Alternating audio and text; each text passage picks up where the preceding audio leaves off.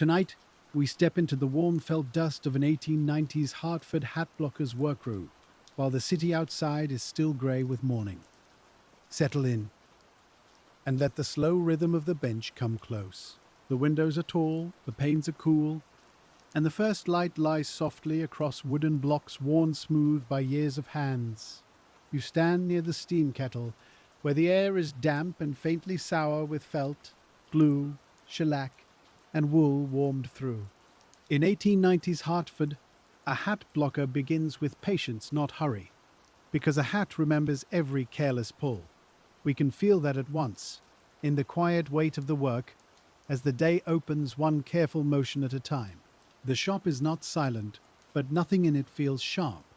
A belt turns somewhere overhead, leather moving over pulley wheels with a steady slap and sigh. A stove ticks as its iron sides warm, and a kettle breathes out its pale cloud. You can smell coal smoke under everything, tucked beneath the heavier scent of wet felt and wood. The hat bodies wait on a rack, soft and shapeless for now, like grey-brown nests made from wool and fur. They have already travelled through other hands before reaching yours. Someone has formed the felt, someone has shrunk and hardened it, and now the blocker must coax it toward its proper form. That is the calm heart of the job. You take one unfinished hat body and hold it in both hands. It feels thicker than cloth, springy and stubborn, with a slight warmth from the room. The crown is only a suggestion, the brim only a wide, uneven edge. Nothing about it yet says gentleman's bowler, soft felt hat, or shopkeeper's Sunday best. Beside you sits the block itself, the wooden shape that gives the work its name. In Hartford's hat rooms, these blocks are practical objects, not ornaments, though some are handsome from long use. Their edges are darkened by steam and fingers. Their surfaces shine where felt has been stretched over them again and again, until the wood seems to hold the memory of thousands of crowns. You set the felt over the block and let the steam rise through it. The fibers loosen slowly. They do not give in all at once. You learn to wait for that small change in texture when the felt stops resisting and begins to answer your hands. It is a quiet language, and by now, the older blockers hear it without thinking. The first pull is gentle. You draw the felt down over the rounded crown, easing it rather than forcing it. Your thumbs press near the top while your fingers smooth the sides, and the damp heat slips into your cuffs. The shape appears gradually, as if it had been inside the loose body all along. Around you, the other men work in the same measured way. One turns a hat on the block and studies the line of the crown. Another bends close to the brim, his sleeves rolled back, his hands pale with lint. There is talk, but not much at this hour. Morning belongs to the work finding its pace. The blocker's bench has a plain order to it. There are brushes, cords, brim irons, flanges, measuring sticks, and little tools whose names might vary from shop to shop. Some are warm to the touch from being near the stove. Some are cool and smooth. You learn where each one rests, because reaching without looking saves time and keeps the rhythm unbroken. A hat block is chosen with care, because fashion in the 1890s has its own quiet rules. The crown may be taller or lower, rounder or squarer, stiff for formal wear, or softer for daily use. Hartford men walking to offices, shops, rail yards, banks, and river warehouses may never think about the block beneath their hats. But you do. You notice the small differences. A fraction too loose, and the hat will sag. A pull too firm, and the surface may show strain. Too much steam can make the felt weary, while too little leaves it unkind beneath the fingers. The work asks for strength, but it asks more for listening. The room grows warmer as morning settles in. Steam gathers on the window glass, making the outside world blur into pale movement. A horse cart passes below, wheels crunching softly over the street. Somewhere beyond the shop, Hartford begins its day with bells, footsteps, wagon chains, and the far, faint call of a factory whistle. You keep your place at the bench. The felt is drawn tight now, and a cord may be tied around the base of the crown to hold the shape. Your fingers check the line where crown meets brim. It must be clean, not harsh, and it must sit evenly all the way around. A hat, like a day's work, shows whether it was handled with care. There is comfort in this repetition. One hat becomes another, and another, each with its own small moods. We can imagine how the mind settles into it, not empty, but calm and occupied. The body remembers the motions, and the thoughts are free to move quietly, like dust in a bar of morning light. By the time the first hour has passed, the 1890s Hartford hat blocker has already handled more shapes than most people notice in a week. The curve of a crown, the width of a brim, the neatness of a crease, the firmness of a finish, all become part of the worker's ordinary weather. You begin to see the city by its hats. A clerk's hat must look respectable after rain. A salesman's brim should sit cleanly when he tips it in greeting. A church hat wants dignity. A working hat wants usefulness before elegance. These are not grand decisions, but they are steady ones, and the blocker makes them with damp hands and a practiced eye. When the light strengthens against the high windows, the first blocked hats are set aside to dry, and the work shifts from soft coaxing to steadier finishing. The drying racks hold the morning's efforts in patient rows. Their crowns rise in shadowed shapes, and their brims spread like shallow shelves. Warm air moves among them, carrying the smell of wet felt as it cools and firms. You step past them carefully, because even a resting hat is still becoming itself. In 1890s Hartford, the blocker's day is shaped by waiting as much as doing. Felt needs time after steam. A crown must keep its memory before the next hand can refine it. The shop knows this, and so does the worker. Nothing useful comes from rushing a damp hat before it has settled. At the bench again, you take up a hat that has rested long enough. It feels different now, less yielding, more certain. The surface is still soft, but there is a firmness under it, a held shape that was not there before. You turn it slowly, watching how the light catches tiny hairs along the felt. The next task may be pouncing, smoothing the surface with fine abrasive paper or a pumice-like material. The sound is low and dry, a whispering rasp. You move with the nap, not against it, and the hat slowly loses its roughness. Fine dust clings to your fingers, pale against the creases of the skin. There is a peculiar satisfaction in smoothing something by hand. You do not transform it in a single moment. You improve it by almost invisible degrees. A patch becomes even, a raised place softens, a dull surface takes on a quieter, cleaner look. You can feel the change before you can fully see it. The shop's floor is swept often, but the dust never entirely leaves. It gathers near table legs, in window corners, along the seams of aprons. It softens the sounds of boots and makes the room feel older than it is. When sunlight reaches it, the dust rises and turns slowly, as if even the air has learned the pace of the hat trade. A Hartford hat blocker might pause to flex his fingers. The work is not violent, but it is constant. Hands pull, smooth, press, turn, tie, untie, brush and lift. The knuckles grow used to damp heat. The palms grow used to pressure. You begin to understand how a trade enters the body quietly and stays there. At another bench, someone prepares a brim with a flange, the shaped ring or form that gives the brim its curve. The hat is placed carefully, then pressed and warmed until the edge lies as it should. A flat brim, a curled brim, a brim with a particular dip near the sides. Each one depends on these patient forms. The wooden tools are almost as important as the hands. You may hear a small iron set down on the stove plate. It makes a dull sound, familiar and domestic, though the work is factory work. Heat is everywhere here, but held in useful portions. A warm iron, a breath of steam, a drying shelf near the stove, all serve the same quiet purpose. They persuade the felt to keep its manners. The men know which blocks are favored and which are troublesome. One crown block may be worn along the shoulder. Another may give a better line for a popular city style. A foreman may call for a certain shape because an order has come in from a retailer nearby. You do not need to see the customer to know something about him.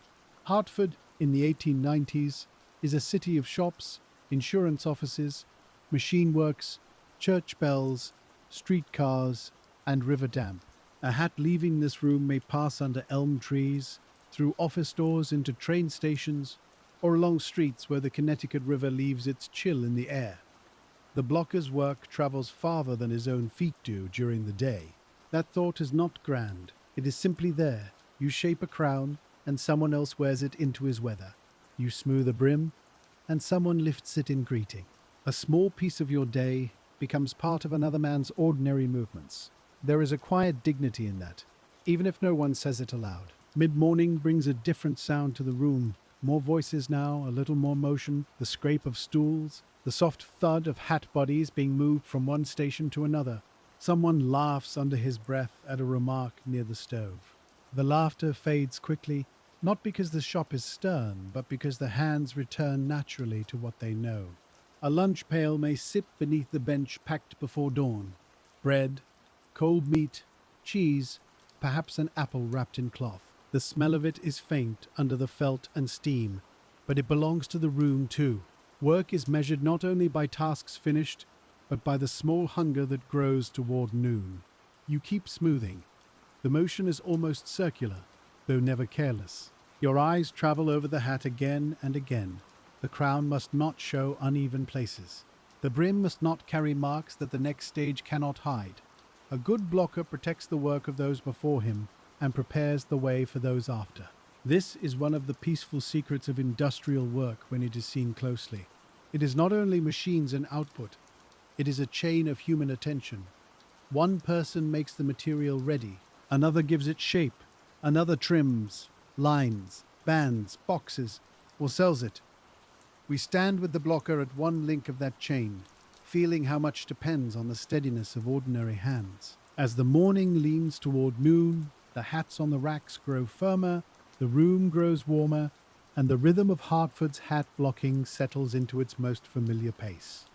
By noon, the work has filled the body in a quiet way. Your shoulders know the angle of the bench. Your hands know the difference between damp felt and felt that is ready. The air tastes faintly of steam, dust, and the iron warmth of the stove. Outside, wagon wheels and street sounds come softened through glass. The 1890s Hartford hat blocker does not leave his trade behind when he steps away for the meal. Bits of lint cling to sleeves. The fingers smell of felt and sizing. A line from a tied cord may remain faintly in the skin. You carry the morning with you, even if you only cross the room and sit near a window. Lunch is simple and practical. You open the pail, unwrap bread, and eat slowly, because the hands need rest as much as the mouth needs food. Coffee, if there is coffee, may be warm or already cooling. It has a tin taste from the cup, and a comfort far larger than its size. Men speak of weather, pay, orders, street repairs, and family matters. We can let the room soften here. The benches wait. The blocks stand in rows like quiet wooden heads. A few hats rest upside down, showing their unfinished interiors. The stove breathes steadily, and the window glass clears a little where the steam has thinned. For a few minutes, the shop belongs to pause. In a trade like this, pause is not idleness. It is part of continuing. The fingers loosen, the eyes look farther than the brim's edge. A man notices the grain of the floorboards, the grey sky beyond the glass, the way another worker folds his paper around a remaining heel of bread. These are the small details that fill a working life. Hartford itself is close around the shop. You might imagine Main Street with its shops and passing hats, or the quieter side streets where workers' houses stand near fences, sheds, and kitchen gardens. The city is not only a map of buildings, it is a web of routines, and the hat blocker's noon hour is one quiet knot in it. After eating, someone may rub a thumb over a worn block and talk about how fashions have changed. Hats are never only hats. They carry rules about age, work, money, and occasion. A young man may want a sharper shape than his father. A businessman may prefer something sober. A laborer may choose durability first. The blocker learns all this without needing a lecture. When the meal is done, the paper is folded, the cup is set aside, and the bench draws you back with the same patient gravity as before. The afternoon begins with the feeling of returning to something already in motion. The room has not changed much, but you have. Your hands are rested, and the first touch of felt feels clear again. In 1890s Hartford, the hat blocker's afternoon may bring orders that require more exact shaping, more careful brim work, or a small correction to a crown that dried unevenly. You lift a hat from the rack and study it in the light. The brim has pulled a little to one side. Not badly, just enough that a careless worker might miss it. You do not. The hat goes back to warmth, back to the block, back under the slow pressure of your fingers until the line comes true again. Correction is a quiet art. It asks for humility. The material has its own wishes, and the worker must answer them without irritation. You cannot scold felt into shape. You return it to steam, soften it, adjust it, and let it settle again. That is often how a good day's work proceeds, not by avoiding every mistake, but by noticing each small drift before it becomes permanent. The tools have voices of their own. A brush makes a dry hush. A cord gives a small snap when tightened. A hat body placed on wood makes a muffled knock. Steam sighs and then vanishes into the rafters. These sounds layer together until they become almost like weather indoors. The brim work is especially careful. You set the hat over the flange and ease the brim into its proper curve. The fingers move around the edge, checking for waviness. A warm iron may help persuade the felt. The heat comes through in waves, never quite burning, but near enough that attention stays awake. Some hats need a sharper curl. Some need a modest roll. Some are meant to sit with a sober, level brim suited to office wear and city streets. In Hartford, where men move between factories, insurance desks, railroad platforms, and Sunday services, the difference between one brim and another may be small, but it is not meaningless. Clothing speaks softly before a man does. You can imagine the finished hat on a peg in a shop window. Behind the glass, it will look effortless. No customer will see the damp room, the rubbed fingers, the steam on the windows, or the block chosen from the shelf. That is the nature of much good work. It disappears into the ease of the finished thing. The blocker may take pride in that disappearance. Not loud pride, a quieter kind. The kind that feels like seeing a straight line where your hand made it straight, or passing a row of finished forms and knowing they are sound. There is rest in work that can be judged by touch, sight, and use. Afternoon light changes the room. The high windows grow less white and more honey-colored. Dust becomes visible again, drifting above the benches. The stove's warmth no longer feels like morning comfort, but part of the day's accumulated weight. Your shirt collar may feel damp. Your sleeves may carry a grey bloom of lint. Still, the work continues at its even pace. A foreman may pass behind the benches, looking without much comment. Orders must be filled, but the pressure remains inside the ordinary rhythm. No one needs to announce that the day is moving on. The racks, the light, and the tiredness in the hands all say it together. A young worker may come near to watch how an older blocker handles a stubborn crown. There is not always a formal lesson. Often the lesson is in the looking. You see how the older man waits another breath before pulling, how he smooths with the heel of the hand, how he turns the block slightly instead of wrestling the felt from one position. Not in speeches most of the time. A word here, a gesture there, a tool placed into another hand. You learn by standing close enough to notice. We can feel the patience in that, the quiet inheritance of skill moving from one pair of hands to the next. The older blocker may say that the felt is not ready yet. He may say it without looking up. The younger man waits, and after a moment he understands. The surface changes under steam. The resistance loosens. The right moment is not marked by a bell. It is felt through the fingers, and once you know it, you know why waiting mattered. This is the afternoon's deeper rhythm. The shop teaches timing.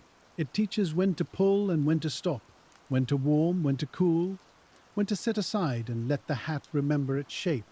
Outside, the city hurries in its own way, but inside the blocking room, the work moves by contact and patience. And as the afternoon lengthens, the hat blocker turns from shaping alone toward the small finishing touches that make each Hartford hat ready for other hands. The finishing work has a quieter sound. Less pulling now, more brushing, checking, trimming, and preparing. You hold each hat at different angles to the light, watching the surface shift from dull to softly even.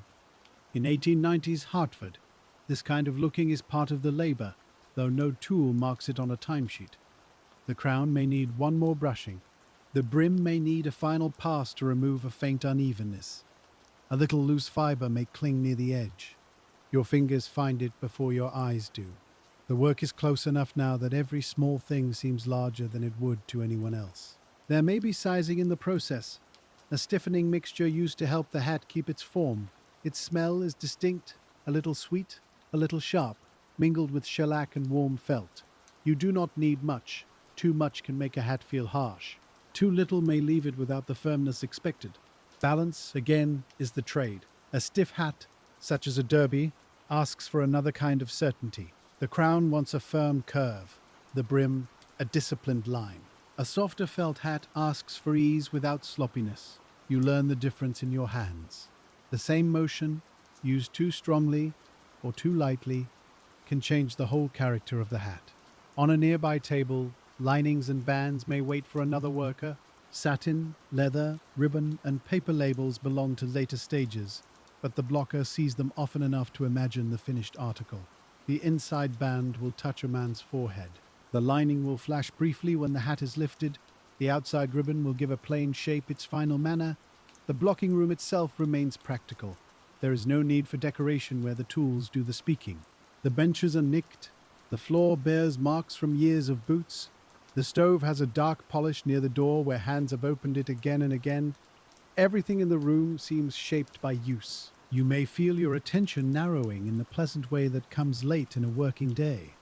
The world is crown, brim, block, steam, brush, rack. A distant bell may sound outside, but it arrives as if through cloth. You hear it, and then your mind returns to the felt beneath your fingers.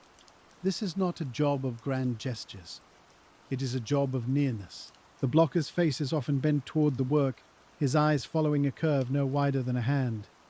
Yet the work belongs to a larger world of mills, farms, railways, shops, and city streets. Fur, wool, wood, iron, coal, steam, and human patience all meet at the bench. We can stay with that thought without making it heavy. The hat is ordinary, and that is why it matters. It is worn in weather. It is hung on pegs. It is brushed by its owner. It sits on a chair during supper, waits on a hall stand, rides on a train, and returns home carrying the smell of rain or tobacco smoke. The blocker may never know those later moments. He knows the beginning of them. He knows whether the brim left his hands cleanly. He knows whether the crown stood true.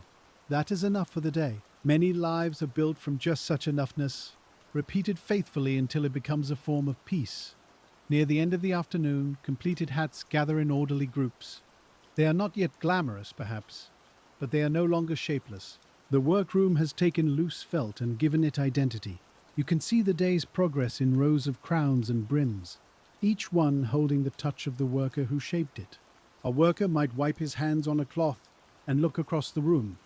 There is fatigue now, but not emptiness. The body has spent itself in measured ways. The eyes are tired from looking closely. The palms are tender from pressure and warmth. Yet the room feels settled, as if the day has been folded into the objects it produced. When the late light begins to leave the windows, the work turns toward putting things in order, because even a quiet trade needs a proper ending before morning can begin again. The first thing you notice at day's end is how much the room has been using your hands. The bench still feels warm where your palms have rested, and the air still carries that mix of steam, felt, coal smoke, and faint shellac. You gather the loose tools near you, not with ceremony, but with the small care of someone who expects to find them again in the morning. In the 1890s Hartford hat blocking room, order is a kind of rest. The blocks are wiped lightly and set where they belong. Some go on shelves, some stay near the bench because tomorrow's work will call for the same shape again. You can see the darker marks at their bases, where cords have been tied and fingers have pressed damp felt into place. Each wooden form looks simple until you understand how much judgment it holds. A blocker knows his blocks almost as he knows the bones of his own hand, by weight, curve, and familiar imperfection. A stray cord is coiled rather than tossed aside. A brush is cleaned by tapping it gently against the edge of the bench, sending up a small, pale breath of lint. A warm iron is moved back from the hottest part of the stove, where it can cool without being in anyone's way. The floor near the steam kettle is damp in places, and it gives off a quiet, earthy smell. You step carefully because even at the end of the day, the shop asks for attention. The hats that are ready sit in rows, each one steadier than it was in the morning. Their brims have found their curl, their crowns have found their height. In 1890s Hartford, these hats will pass to other workers and then into the city. But for now, they remain in the softened light of the workroom. You can feel how the day has gathered inside them, not visibly, exactly, but in the evenness of their lines. There is a small pleasure in checking one last hat before putting it aside. You lift it from the rack and turn it slowly, letting the evening light run over the crown. The felt is smooth beneath your fingertips, with only the slightest nap rising in one direction. You brush it once, then again, and the surface settles. That final touch is not rushed, because the last motion of the day can matter as much as the first. Other workers begin the same quiet clearing. A stool scrapes over the floor. Someone closes a drawer with a wooden thud. The stove door opens, and the coal within glows briefly red under a crust of grey ash. The sound of the building changes as machines slow in rooms beyond yours, leaving smaller noises behind, more human and closer to the ear. You hear sleeves brushing aprons, boots shifting, a cough near the window, and a low voice asking whether an order is marked for tomorrow. The foreman may walk through with a ledger tucked beneath one arm. His day has its own shapes, numbers, names, deliveries, sizes, and the trouble of matching work to promise. Yet even his figures depend on the quiet accuracy of the blocker's hands. A hat, counted before it is properly shaped, is only a hope. A hat that holds its form is something the ledger can believe in. You may see a chalk mark on a tag, or a size written in a quick hand. Hat sizes are practical mysteries to those outside the trade, but in the shop they are everyday facts. A crown must fit the block, and the finished hat must fit the head it is meant to serve. The measuring stick, the band, the form, and the eye all share the burden. We stay close enough to understand that such accuracy is not cold. It is simply care made measurable. As the room empties by degrees, the smells grow clearer. Without the steady motion of many bodies, the wet felt smell settles low, while coal smoke hangs higher near the ceiling. The wooden blocks carry their own quiet scent, warm grain mixed with years of steam. Your shirt has taken on the shop's odor, and so has your hair. On the walk home, if someone passes close enough, they may know you have spent the day in hats. This is one of the ways work follows a person. It clings to cuffs, settles into palms, and changes how the worker notices the world. A Hartford hat blocker may glance at strangers' brims without meaning to. He may see a bad crown line across a streetcar aisle, or admire a clean roll on a hat in a shop window. The trade becomes a second sight, gentle but persistent, always measuring the shapes that others simply wear. When the benches are cleared and the racks are left to hold their quiet rows, the worker steps from the warm room toward the cooler air of the stairwell. The change is immediate. The body that has been wrapped in steam feels the draft along the collar and wrists. A wooden step creaks underfoot. Below, a door opens to the street, and Hartford's evening comes in with the smell of damp stone, horse harness, tobacco, and supper fires. Outside, the city has softened but not stopped. Street lamps begin to glow, and the last working carts move along with tired wheels. You walk among other people who have spent their day in print shops, machine rooms, offices, kitchens, and stores. Each carries some trace of labor. Ink, flour, oil, soap, coal, and wool all mingle in the evening air, and the hat blocker walks through it with hands that still remember the curve of the last crown. The workday might seem finished, yet it lingers in small bodily echoes. Your fingers curl slightly, as if still holding felt. Your shoulders keep the bench's angle for a while. The warm dampness of the shop is gone, but it remains in memory, like steam fading from a mirror. There is no need to name this feeling. You simply carry it home. And when morning comes again, the same Hartford shop will receive the worker back into its heat, its wooden forms, and its patient unfinished hats. The next morning begins before the room has fully warmed. You arrive while the windows are still pale, and the street outside is quiet enough to hear individual footsteps. The stove needs tending, the kettle needs water, and the benches need the small preparations that make labor possible. In the 1890s, Hartford hat blocking trade. The day does not begin with the hat itself. It begins with making the room ready to receive it. You can feel the difference between a cold shop and a living one. At first, the blocks are cool under your hand, almost dry and reserved. The iron tools hold the night in them. The air has a flat smell, old felt and ashes, until the fire is stirred and the water begins to warm.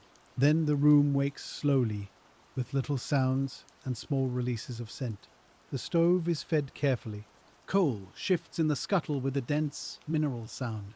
Ash is drawn out and set aside, and a little dust rises despite every effort to keep it low. The first heat touches your face before it fills the room. You stand near it for a moment, not lazily, but because warmth is part of the equipment. Cold fingers do not read felt well. Water goes into the kettle, and the kettle gives its first tiny clicks as metal expands.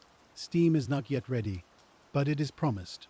The older blocker knows this interval and uses it well.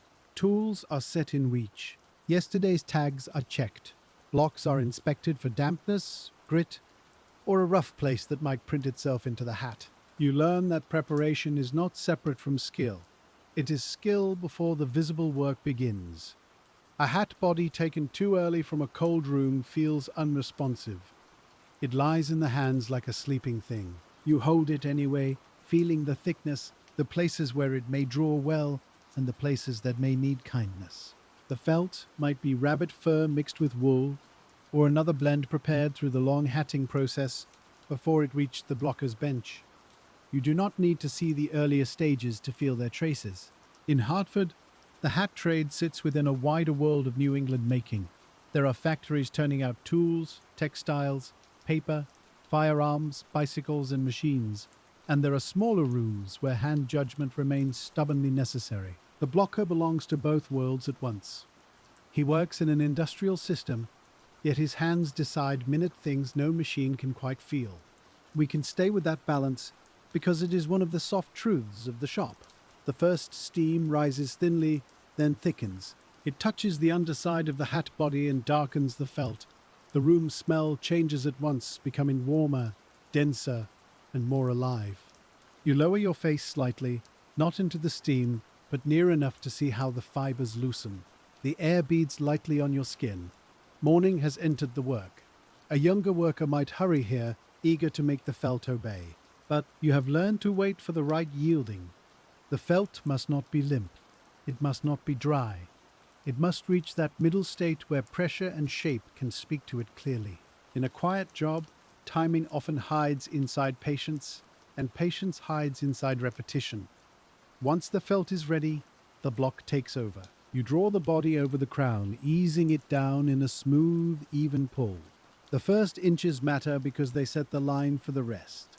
Your hands move opposite each other, balancing force so the felt does not twist. The sound is soft, a damp rubbing against wood, almost private in the larger room. The cord comes next, looped at the base of the crown. It is drawn snug, not cruelly tight. You feel the tension through your fingers and stop when the hat is held without strain. A knot is set. The brim spreads below, uneven and broad, waiting for its own work. For now, the crown is the center of attention, and everything else waits its turn. There is a quiet companionship in many workers doing the same kind of task side by side. No one must explain every motion. The room fills with shared understanding. A glance can ask whether a block is free. A hand lifted slightly can mean past the cord. A hat set apart may tell everyone it needs more drying. Work creates its own language, and you begin to hear it in gestures. Outside the windows, Hartford's day gathers speed. A milk wagon rattles by, a streetcar bell sounds at a corner. Somewhere, a church clock marks the hour in tones that soften before they reach the shop. You hear these things without leaving your task. They become part of the blocking room, just as the room becomes part of the city. The hats are not all alike, even when the order seems uniform. Felt has moods. One body stretches willingly, another resists near the crowned shoulder, another shows a faint unevenness that must be worked out before it dries. You begin to treat each one as a variation, not an obstacle. That habit keeps the mind awake without making the work restless. A Hartford hat blocker in the 1890s knows that fashion may come from magazines, city shops, traveling salesmen, or the habits of men seen in public places. But fashion must still pass through a wooden block and a pair of hands. The grand idea of style becomes pressure, steam, sizing, and careful drying. It becomes the smell of warm felt at morning. It becomes your thumb smoothing a stubborn place until it lies calm. As the morning's first batch takes shape, the room moves into a steadier sound, and the day begins to divide itself by the needs of the hats rather than by the clock. The needs of a hat are modest but exact.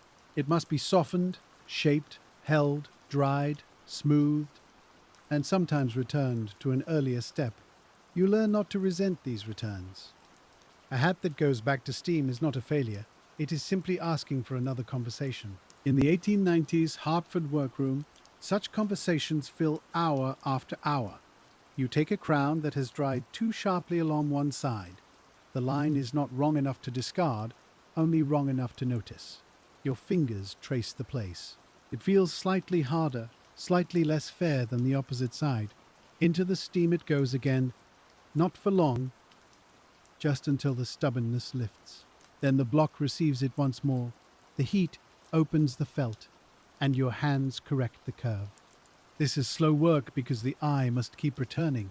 You look, press, turn, look again. A window pane catches the shape in faint reflection, and for a moment the hat appears doubled, one real and one pale. You use both, the object and its ghost, to judge whether the crown is true. The tools nearby wait in a rough half circle. Some have smooth handles darkened by years of use. Some have edges protected by cloth. The brush's bristles are splayed slightly from long service, but it still has enough life for finishing. There is beauty in tools that have not been polished for display, only maintained for work. They look honest because they are always being asked to prove themselves. A worker across the room may hum under his breath. The tune is barely there, more breath than music, and it disappears whenever he leans into a careful pull. No one comments. The hum becomes another thread in the room's fabric. Steam sighs, brushes whisper, boots shift, and the small tune comes and goes like light passing behind cloud. Mid-morning may bring a delivery of unfinished bodies or a message about an order. A door opens, letting in cool air and street noise. Paper rustles. A man stamps his feet once near the threshold before stepping fully inside. Then the door closes, and the shop returns to its inner climate.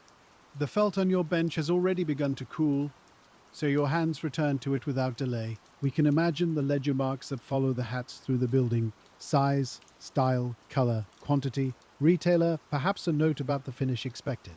These marks matter, but they are thin compared with the object itself. The worker reads the hat directly. He knows by touch whether the felt will hold a crisp line, whether the brim is ready, whether a crown needs another minute. A darker hat body leaves a trace of dye against the damp cloth of the bench. The color may be black, brown, grey, or a shade with a trade name used by sellers and buyers. Under steam, the color deepens, and the felt looks richer for a moment, almost wet as river stones. Then it dries back into its quieter finish. You notice these shifts because there is time to notice them. The brim must be managed before it begins to dry in the wrong attitude. You set it over the proper form, using the flange to guide its roll. The edge is worked evenly because a hat, seen from across a room, may be judged first by the brim. It frames the face, it casts shade, it gives the wearer's posture a certain manner. All of that begins here, with your hands circling the edge. The motion is steady and slightly tiring. Press, smooth, turn. The sequence could become mechanical if you were not listening through your fingertips. At every inch gives back information. A soft place, a thick place, a place where steam has not reached fully. The repetition is restful because it is attentive, not empty. In the 1890s Hartford shop, time may be marked by whistles, bells, and meals, but the blocker also measures it by drying. A hat blocked before breakfast may be ready for smoothing by late morning. Another, thicker or more stubborn, may wait until afternoon. Racks become clocks of a kind. The worker looks at them and knows where the day stands. There is a particular sound when a hat is lifted from a wooden block after it has taken shape. It is not loud, just a muted release, like cloth leaving a chair back. You ease it free without bending the crown. For a brief moment, the empty block and the shaped hat face each other, one having given its form, the other holding it. Then the block is ready to begin again. This giving and receiving lies at the center of hat blocking. The block does not make the hat by itself. The hand does not either. Steam, wood, fiber, pressure, time, and judgment all contribute. You stand among them not commanding so much as coordinating. There is deep calm in work that reminds a person he is part of a process larger than his own will. As the morning batch moves from shaping toward drying, the worker turns to the hats that waited from yesterday, and the day folds back on itself in a quiet loop. Yesterday's hats have a settled feel. They are cooler, firmer, and more willing to show the truth of the work done to them. You take one up and feel immediately whether the shape held overnight. In 1890s Hartford, this return to yesterday is ordinary. The shop is full of beginnings, middles, and nearly finished things, all sharing the same air. A hat that looked fine at dusk may reveal a slight flaw by morning. The crown may have relaxed, the brim may have lifted a little near the back, the nap may show unevenly in new light. You do not take offense, materials change while people sleep. The worker's task is to meet them again, calmly, and bring them back towards usefulness. The light from the windows helps with this. Morning light is cooler than afternoon light, less forgiving in some ways, and better for seeing surface marks. You hold the hat near the window, but not too near, and turn it slowly. The felt catches silver along one side. Tiny fibers rise like frost. A brush used with light pressure lays them down. Pouncing takes patience because the surface must be made even without thinning it carelessly. The abrasive whispers under your hand. Fine particles gather along the brim and on the bench. You pause to blow lightly or brush the dust away with a cloth. The smell is dry now, less steamy and more like wool, wood, and the faint mineral scent of the smoothing material. A man who has never made a hat might think the shaping is the whole trade, but finishing is where the eye becomes exact. You can feel the older blocker beside us, in a sense, noticing what others miss. A dull spot near the crown, a roughness under the brim, a ridge where the cord sat too strongly. These things can be softened if they are seen in time. The body settles into this close seeing. Your breath slows, your hand moves with the curved surface, never quite flat, always adjusting to the form beneath it. The hat becomes a small landscape of slopes and edges. You travel it with fingers instead of feet. Nothing dramatic happens, and yet the object becomes better. Around the room, others are doing parallel versions of the same quiet improvement. Someone brushes a black hat until it takes on a subdued sheen. Someone trims a faint irregularity from a brim edge. Someone checks a set of crowns against a sample that shows the desired shape. The sample itself may be worn from handling, but it remains the shop's memory of what the order expects. In Hartford, where goods move in and out by rail and road, consistency matters. A shopkeeper ordering a dozen hats expects them to resemble one another. A customer trying one on expects the promise in the window to match the object in his hands. The blocker's attention helps make that trust possible. It is a humble kind of reliability, built from repeated acts too small for display. There is warmth in knowing a standard well. Not a cold standard, not a punishing one, but the familiar measure of good work. You compare the crown with the block, the brim with the flange, the surface with your own sense of finish.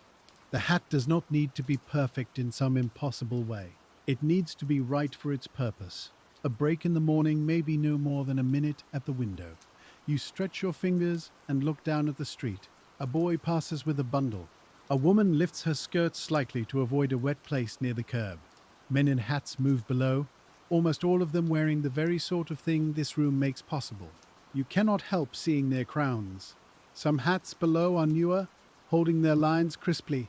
Others have softened with weather and use. A brim droops where rain has had its say. A crown bears the shallow mark of being handled often at the same place. These worn hats are not failures. They are evidence of life after the shop. and the blocker sees in them the long conversation between making and wearing. When you return from the window, the bench seems even more intimate. The tools are exactly where you left them. The hat waiting in front of you has not hurried. It asks again for the next motion. That is one reason such work can become soothing to imagine. The tasks do not vanish. They wait patiently, and you meet them when your hand returns. The foreman's voice may name a particular batch for a Hartford retailer, or perhaps one bound for another town nearby. The place matters because taste can vary by customer and market. A city shop may want a sharper current style. A more practical order may favor durability. The blocker may never enter the selling room, but he feels these differences at the bench. You take up the next hat. Its brim is broad and slightly uneven after drying. The flange is selected, the steam applied, and the edge slowly settles into a more graceful line. The movement is like guiding a ribbon, except the material is thicker and more stubborn. You keep your fingers spread so pressure falls evenly. The brim answers little by little. And as midday comes closer, the Hartford hat blocker's work turns again toward the human side of the shop, where meals, talk, fatigue, and quiet skill share the same worn floorboards. The noon hour arrives not all at once, but as a gradual loosening. Voices rise slightly. A few workers finish the motion already in their hands before stopping. No one wants to leave felt at the wrong moment. In the 1890s Hartford hat room, even hunger waits a little when steam has just softened a crown. You set the hat carefully on its rest and wipe your hands. The cloth comes away marked with dust and dark fibers. Your palms feel warm, faintly sore, and very much awake. At noon, the body tells the story of the morning. The back has leaned, the eyes have narrowed, the fingers have pressed and smoothed, and the mind has followed each small decision. Lunch opens with familiar sounds. Tin pails click. Paper unfolds. A knife cuts bread against a thumb with practiced caution. Someone pours coffee from a bottle or cup, and the smell rises bitter and welcome through the heavier shop air. If there is an apple, its clean scent feels almost bright, cutting through felt and coal smoke for one brief, pleasant moment. You sit where there is room, perhaps on a stool, perhaps near a window ledge broad enough to hold an elbow. The shop is still around you, not escaped, only paused. Hats rest within sight. Blocks stand on shelves. Steam thins and gathers again near the kettle. The work has not left the room, and somehow that makes the pause more complete. Men talk softly because a shop has habits even during rest. Someone mentions the cold that may come after rain.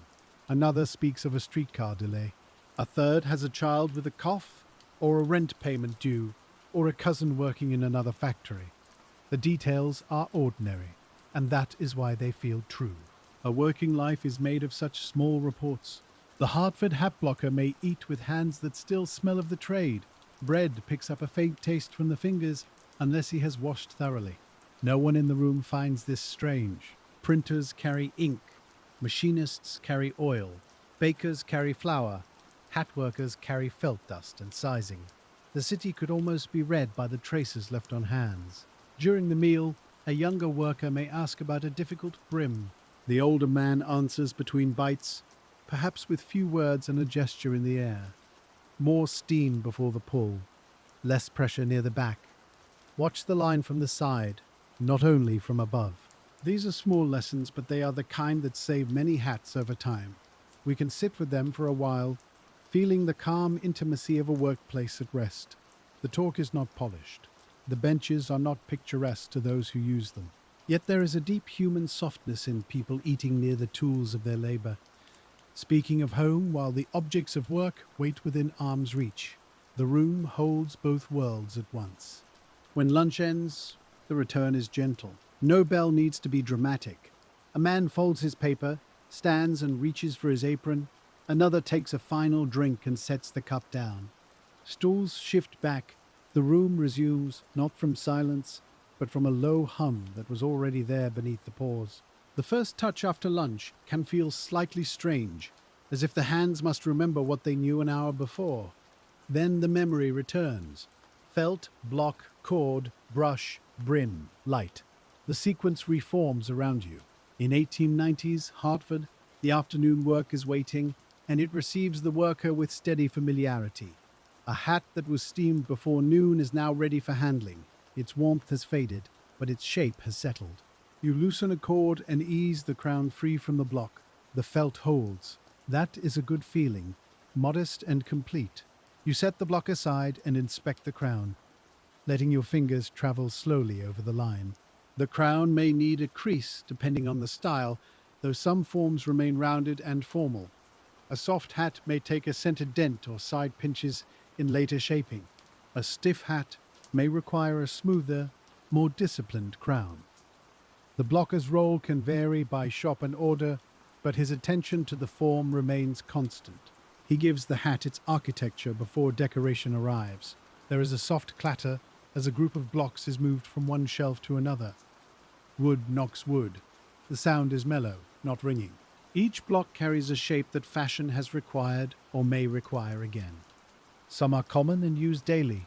Others wait for less frequent orders, gathering dust until a particular customer or style brings them back into service. You might run your thumb over a seldom used block and feel its surface. It is smoother at the top than along the base. Perhaps it was made by a woodworker who understood the hat trade well.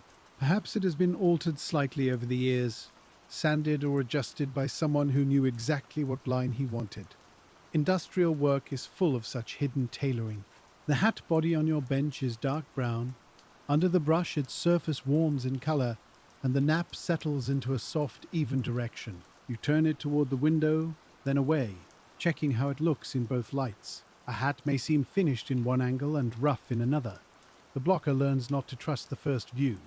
Afternoon fatigue makes careful habits more valuable. When the mind grows dull, the routine carries it. You always check the brim edge. You always look at the crown shoulder.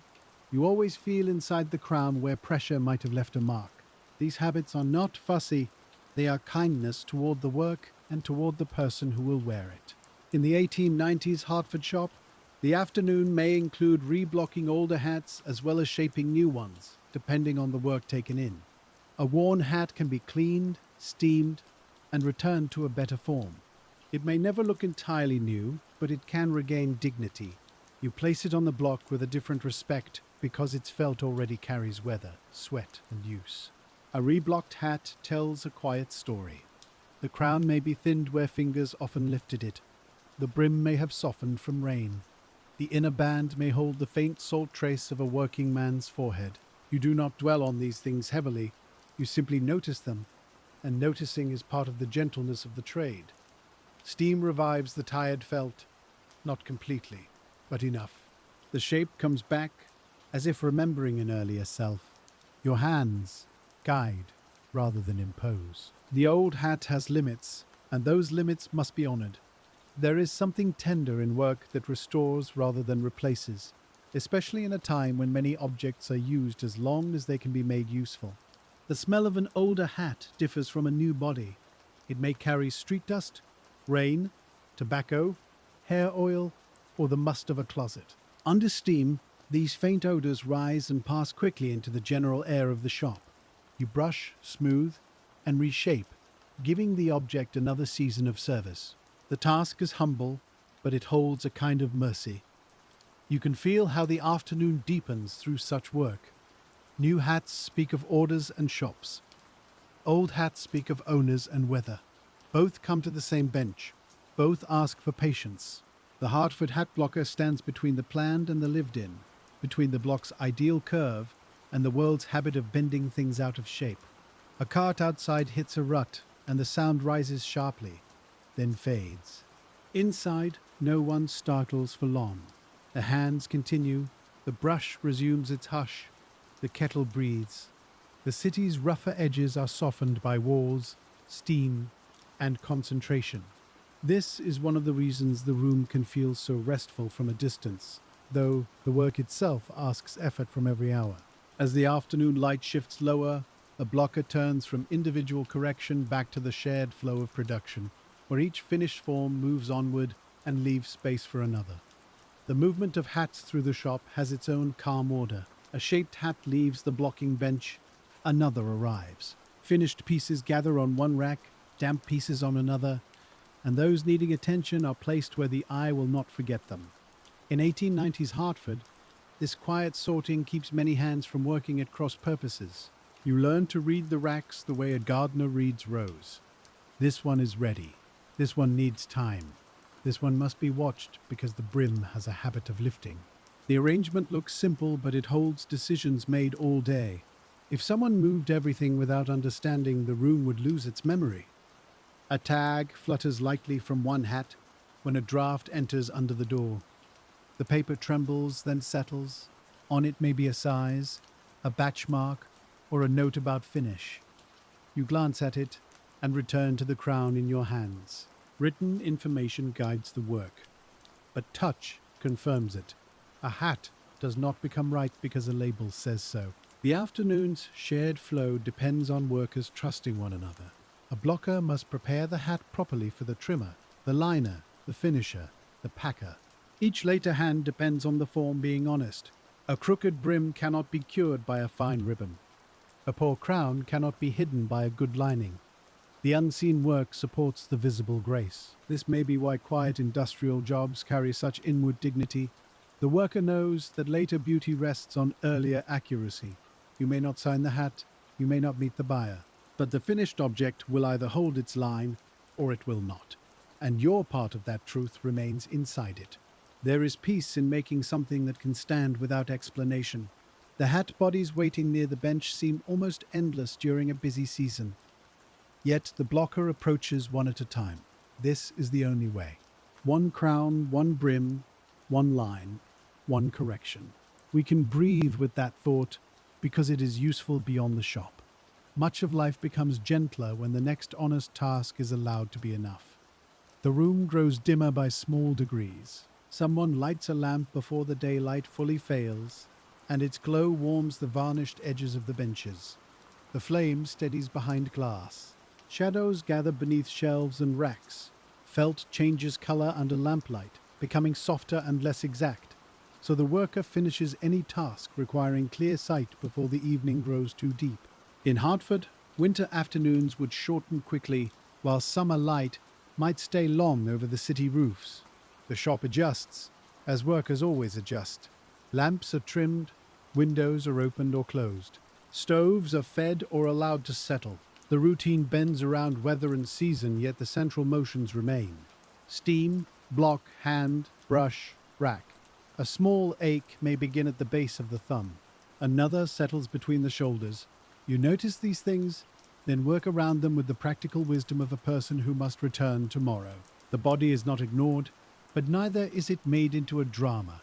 A shift of stance, a flexing of fingers, a moment with the hands resting on the bench, and the work resumes. The younger worker nearby may be slower now, his early eagerness spent.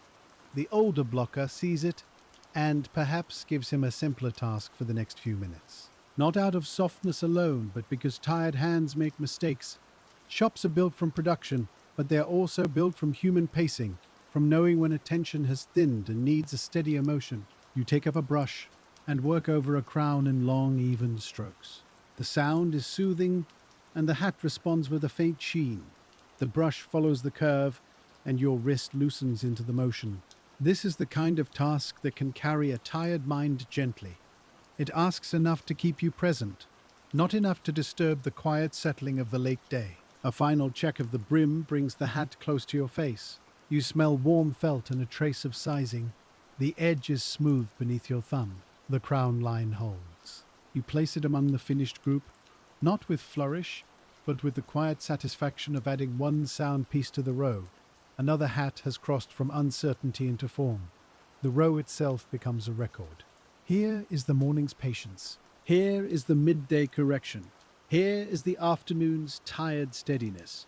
Each hat looks similar to the casual eye, but you know where each one asked for something different. The blocker's memory of the day is not written only in hours. It is stored in small negotiations with material. When the shop's pace begins to slow, the day does not end suddenly. It thins. The number of hats on the active bench decreases. The kettle is allowed to breathe less fiercely. Tools are used and then returned, rather than kept ready for the next immediate motion. Voices lower. The building listens to itself. And before the room can rest, the Hartford hat blocker attends to the last practical duties that make tomorrow's work possible. The last duties are simple and easily overlooked by anyone who only imagines the shaping. A bench must be cleared. Damp cloths must be hung or set where they will not sour. Blocks must not be left where moisture can warp them or grit can cling to their surfaces. In the 1890s Hartford hat shop, tomorrow's quality begins in this evening order. You wipe the bench with a cloth that is already stained by many days. Dust gathers in soft grey streaks. A few short fibers cling stubbornly near a crack in the wood. You draw them out with a fingertip and brush them into the sweepings. The motion is humble, almost domestic, and it feels like closing a book at the end of a long page. The floor is swept in practiced paths. Around the stove, beneath the bench, near the racks, lint and dust move together in small drifts, lighter than ordinary dirt and softer under the broom. The broom's bristles rasp gently over boards that have held many years of the same work. You can hear where a board is loose by the change in sound. A hat left to dry is checked one more time for position. If it rests badly, it may remember that bad rest by morning. You adjust it slightly, giving the brim room, making sure the crown is not pressed against another object. Such care takes only a moment, but a moment now can save a longer correction tomorrow. Quiet trades are full of these small economies. The blocks return to their shelves. Some are lifted with both hands because their shape is awkward, or because habit says they deserve that steadiness. The wood is warm still, and faintly damp in places. You leave space between forms so air can move. The shelf looks orderly when you are done, but not decorative. It is order built for use. The kettle is watched as the heat lowers. Steam fades from a full breath to a thinner thread. The stove is managed according to the shop's rules, banked or let down depending on the season and the needs of the building. The smell of coal ash becomes more noticeable now. It is dry, dark and familiar, part of the evening's closing mood. Someone counts the hats ready for the next room. The count is spoken softly and checked against marks. Numbers in such a place are not abstract. Each one has weight, shape, and the touch of hands. You can imagine the worker moving a finger from hat to hat, not hurried, making sure the day's labor has not been misremembered. If an order is short, the fact is noted. If a hat must be reworked, it is set apart. No, one needs to dress these facts in strong emotion. They belong to the daily management of real materials. Felt sometimes resists. Steam sometimes fades at the wrong time. Hands sometimes tire. The shop absorbs these things and arranges for the next attempt. The lamp flame leans slightly when a door opens. Cool air moves across the floor. A worker leaving early for an errand pulls on his coat, and the cloth smells faintly of outside weather. Another man tightens his scarf. Hats are everywhere in the room, yet when the workers prepare to leave, each reaches for his own with the ease of long habit. You might put on a hat you did not make, or one from the same trade but another hand. Its inner band rests against your forehead. The brim changes the way the room appears, cutting the lamplight slightly from above. After a day of shaping hats for others, wearing one can feel oddly personal. The object becomes no longer a task, but a companion into the evening. The final glance around the bench is brief but thorough. Tools are in place. The active work is accounted for. The floor is passable. The stove is safe for the night according to the shop's custom. You do not need to say much. A nod to another worker may be enough. The day has been spoken through labor. In the stairwell, the air cools again. Your boots sound clearer here than they did in the dust-softened shop. The walls may smell of wood, old plaster, and the day's escaping smoke. Downstairs, another part of the building may still be active, or perhaps it has quieted ahead of you. Industrial buildings do not sleep all at once. They settle by rooms. The street receives you with its wider sounds. Harness leather creaks. A distant streetcar bell rings. A shop door closes. Evening voices pass in fragments. Hartford at dusk is not silent, but after the close air of the blocking room, it feels spacious. You breathe differently without thinking, drawing in damp air that tastes faintly of river, coal, and stone. A worker's walk home may be short or long. He may pass shop windows where finished hats sit at graceful angles, lit to attract the eye. He may glance at them with a private knowledge of what lies beneath their polish. The customer sees style. The blocker sees block, steam, pull, brush, and drying time. Both are true. This double seeing can be restful rather than burdensome. It lets the city reveal its hidden work. A hat is not just a hat.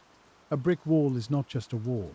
A loaf, a sign, a coat, a carriage wheel, each has passed through hands and habits. When you have spent your day making one ordinary thing carefully, the whole city becomes more tenderly made. At home, the smell of the shop may be noticed before you speak.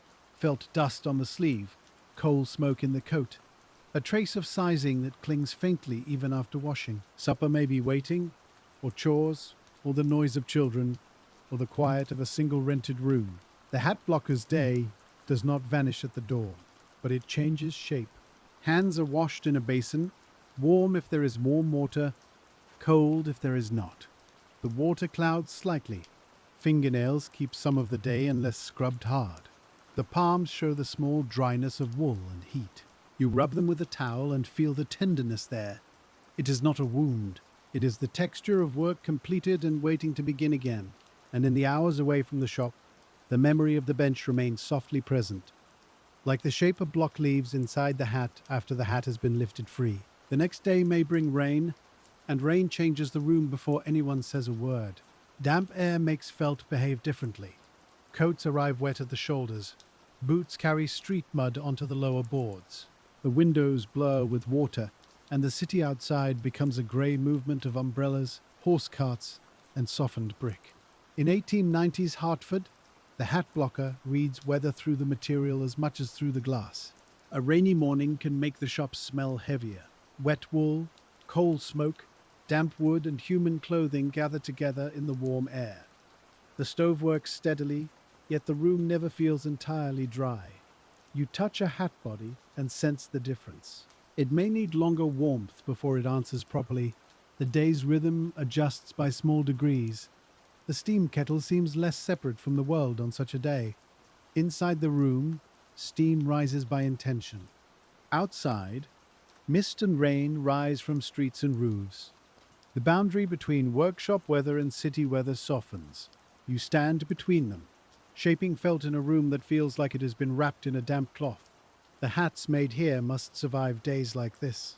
A man walking through Hartford rain depends on his brim more than he knows. It keeps water from his eyes, holds its line if made well, and dries later on a peg or chair without losing all dignity. The blocker thinks of such things not sentimentally, but practically. Weather is one of the customers. A brim meant for wet streets needs firmness. It should not wilt at the first steady drizzle. The sizing, the blocking, the flange work, and the drying all contribute. You press the brim edge with care, feeling for strength without brittleness. A hat too stiff may seem fine at first, and then prove unforgiving. A hat too soft may give up its shape too soon. The balance is subtle. Rain also changes sound. Wheels outside hiss more than rattle. Footsteps slap softly. The shop roof, if rain reaches it, carries a faint patter above the closer sounds of brushing and steam. Men speak a little lower, as people often do in rain. The day seems enclosed, and the bench feels like a sheltered place within a sheltered place. You may notice how the lamplight stays useful longer on a wet morning. The sky gives less help. Under the lamp, felt surfaces appear warmer and sometimes more forgiving, so you move to the window whenever the exact line must be judged. Even in rain, the window's grey light can reveal a ridge or uneven nap. The worker learns which light tells which truth. A dark hat on a rainy day seems to drink the room. Its surface holds little gleams where dampness has touched it. You brush along the nap until those gleams even out. The motion is slow and steady. Your wrist follows the curve, and your breath follows the wrist. The whole room seems to work at the pace of rain. The younger worker may complain softly that nothing dries. An older man may answer that it dries when it dries. There is no sharpness in the reply, only the plain fact of the trade. Felt, weather, heat, and time must be negotiated. You hear that and understand a little more about why old workers often speak briefly. The material has already taught the longer lesson. A rack near the stove holds hats that need extra patience. They are spaced carefully so air can pass around them. Crowding them would be easy and unwise. You set another hat among them, leaving enough room for the brim. The heat touches your forearm as you lean in, and the damp wool smell rises more strongly for a moment. In the 1890s Hartford hat shop, rainy days may slow one part of the process and sharpen another. While new work waits to dry, older hats can be inspected, brushed, corrected, or prepared for the next room. The shop does not stop, it rearranges its attention. This is another form of skill, knowing what can be done well under the conditions given. You take up a hat that dried yesterday, before the rain came in. Its surface is ready for pouncing. The abrasive sound is especially soft against the rain outside. Fine dust gathers dry beneath your hand, a contrast to the damp air. You work slowly, grateful for a task that does not depend so much on today's weather. The hat becomes smoother, and the morning moves forward. There is comfort in adapting without fuss. The day may not offer the conditions you would choose, yet it offers work that can be done. You find that work, you do it carefully. You let the rest wait. In such a rhythm, the mind does not need to strain against the whole world. It only needs to meet the next object rightly. And as the rain continues beyond the windows, the Hartford blocker's attention turns to the wooden forms themselves, those quiet shapes that guide nearly every hour of his trade. The wooden forms wait in their rows with a patience that seems almost human after enough years of use. You lift one down and feel its weight settle into both hands. It is heavier than it looks, dense with the quiet labor of other mornings. In the 1890s Hartford hat shop, a blocker may handle wood as often as he handles felt, and the two materials become companions in the rhythm of the trade. A block is not just a lump of shaped wood. It is a pattern, a memory, a promise of a certain crown. The top may be rounded and formal, or squared slightly for a sharper city style. The shoulder may fall gently or break more firmly into the brim line. You learn to see these differences the way another person might recognize faces in a crowd. Some blocks are made in pieces, arranged to help the worker release the hat after shaping. Others are simpler, meant for forms that can be drawn off without trouble. The wood may be maple or another close-grained kind, chosen because it can be smoothed, worked, and trusted under heat. When you run your palm over it, the surface feels almost soft from wear. Steam has darkened it, and hands have polished it without intending to. The shelf itself tells a history of fashions. Blocks for common shapes sit within easy reach. Blocks for older or less requested crowns are higher up, wearing a faint coat of dust. A style that once filled orders may now wait months between uses. You can feel time in that arrangement, not as dates on a page, but as the changing outline of what men choose to wear. In Hartford, as in other hatting towns and cities, fashion arrives through shops, catalogues, travelers, and the slow copying that happens on streets. One man sees a shape in New York, another asks a local shop for something similar, and soon a block is being taken down. The blocker does not need to chase fashion noisily. It comes to him as wood, felt, and an order tag. He answers it with steam. A well-kept block must be protected from roughness. Any nick can mark the felt. Any swelling can disturb the line. You inspect the surface with your fingertips, because the skin finds what the eye may pass over. A tiny raised grain near the crown shoulder is enough to make you pause.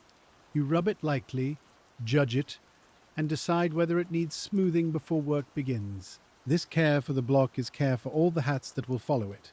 One unnoticed flaw could be repeated through a whole batch. That thought is not alarming when you are used to the trade. It simply makes the hand thoughtful.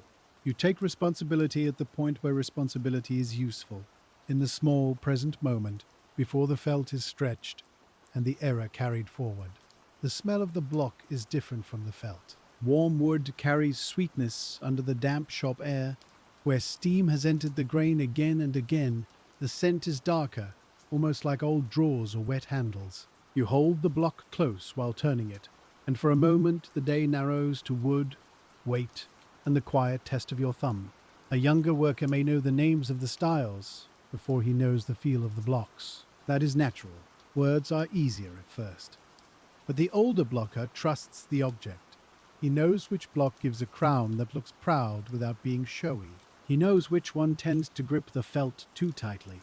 He knows which has been repaired and where.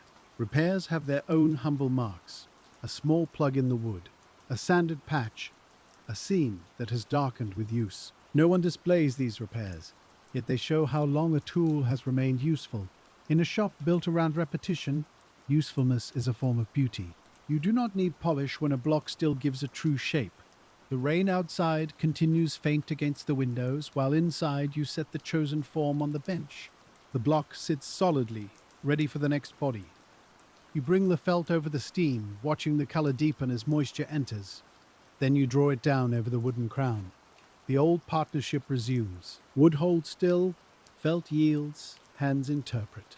There is a certain quiet wonder in a tool that does not move. The block has no gears, no blade, no voice, and yet it shapes every motion around it. Your hands move because the block is there. The felt becomes legible because the block gives it a boundary. Sometimes the simplest tools hold the deepest authority. They ask for nothing except to be used well. In the 1890s Hartford blocking room, the shelf of blocks is a library without paper. Each form stores a shape that someone once wanted and someone else learned to make. We can stand before it as the rain falls and feel how ordinary work preserves memory. Not loudly, not in monuments, in rounded wood, darkened grain, and the steady reach of a worker's hand. As the rain begins to thin toward midday, the hats on the drying racks slowly answer the warmth, and the room turns back from tools to the living pace of production. The change is slight at first. A hat that felt damp and uncertain now has more body when you lift it. Another releases cleanly from its block after waiting near the stove. The room seems to breathe more easily, though the windows still show beads of water. In 1890s, Hartford, a hat blocker learns to notice these small improvements because the day often moves forward by degrees no one else would mark. You take down a hat from the warmer rack and test the brim. The edge gives a little, then holds. It is ready for flange work. You set the proper form, smooth the brim outward, and guide it into its curve. The felt is neither too soft nor too dry. That middle state feels satisfying beneath the fingers, as if the material and the worker have finally agreed on the hour. The flange may be a shallow wooden ring, shaped to support the brim's intended angle. You fit the hat into it carefully. The crown rises from the center, already formed, while the brim rests where it can be persuaded into order. Your hands move around the edge in a slow circuit. There is no reason to hurry. A rushed brim announces itself later. The sound of brim work is low and close. Fingers rub damp felt against smooth wood. A warm iron breathes heat into the edge. A brush lies ready nearby. The scent of steam rises again, now mixed with the mellow smell of warmed wooden flanges. The room becomes a place of curves, each one measured not by instruments alone, but by touch, shadow, and habit. A good brim is social in its own quiet way. It changes how a man appears when he enters a shop, speaks to a neighbor, stands at a counter, or waits at a railway platform. A modest roll can make a hat seem approachable. A sharper edge can make it look formal. You do not need to say these things while working. Your hands already know them. The Hartford streets beyond the shop are full of such small signals. A banker's hat, a machinist's hat, a minister's hat, a young clerk's newly purchased hat, all carry differences visible to people who live among them. The blocker contributes to that language. He shapes the first grammar of the object, before ribbon, lining, and wear add their own words. You turn the hat again and check the brim from eye level. Looking from above is not enough. A brim may seem even when viewed flat, yet reveal a wavering line when seen from the side. You lower yourself slightly, bringing your face near the bench. The edge travels around the hat in shadow and light. A small lift near the left side asks for correction. Steam is applied sparingly. Too much would undo the good work already done. You soften only what must be softened. Then press and hold. The felt warms under your fingers. You wait a breath longer than impatience would choose. When you release, the line remains calmer. That is enough for now, and enough is often the worker's best word. The rain has washed the street sounds clean. Wheels pass with a soft grind. Hooves strike wet stone. A door somewhere below closes with a hollow note. Inside, the shop continues to dry itself through heat and movement. Coats hung near the entrance no longer drip. The The window glass begins to clear at the edges. The day is finding its ordinary footing again. At noon, the lunch pails open with the same tin clicks as always. But on a wet day, the food smells warmer somehow. Bread, onion, coffee, cold meat, and apples sit in the damp air with a homely patience. You eat with your hands wrapped around the cup when you can, letting heat return to fingers that have spent the morning in steam and felt. The rain makes the pores feel enclosed. A man may speak of a leak at home or a muddy road, or the difficulty of drying laundry. Another may mention that wet weather sells hats in its own way, because a poor hat reveals itself quickly under rain. The remark is practical, not hard. Weather wears everything down and keeps trades in motion. The blocker listens, chews, and looks once towards the racks, where the day's hats wait. We can stay beside him there, in the soft noise of the meal, because the pause belongs to the work as surely as the pulling and brushing do. The body gathers itself. The room exhales.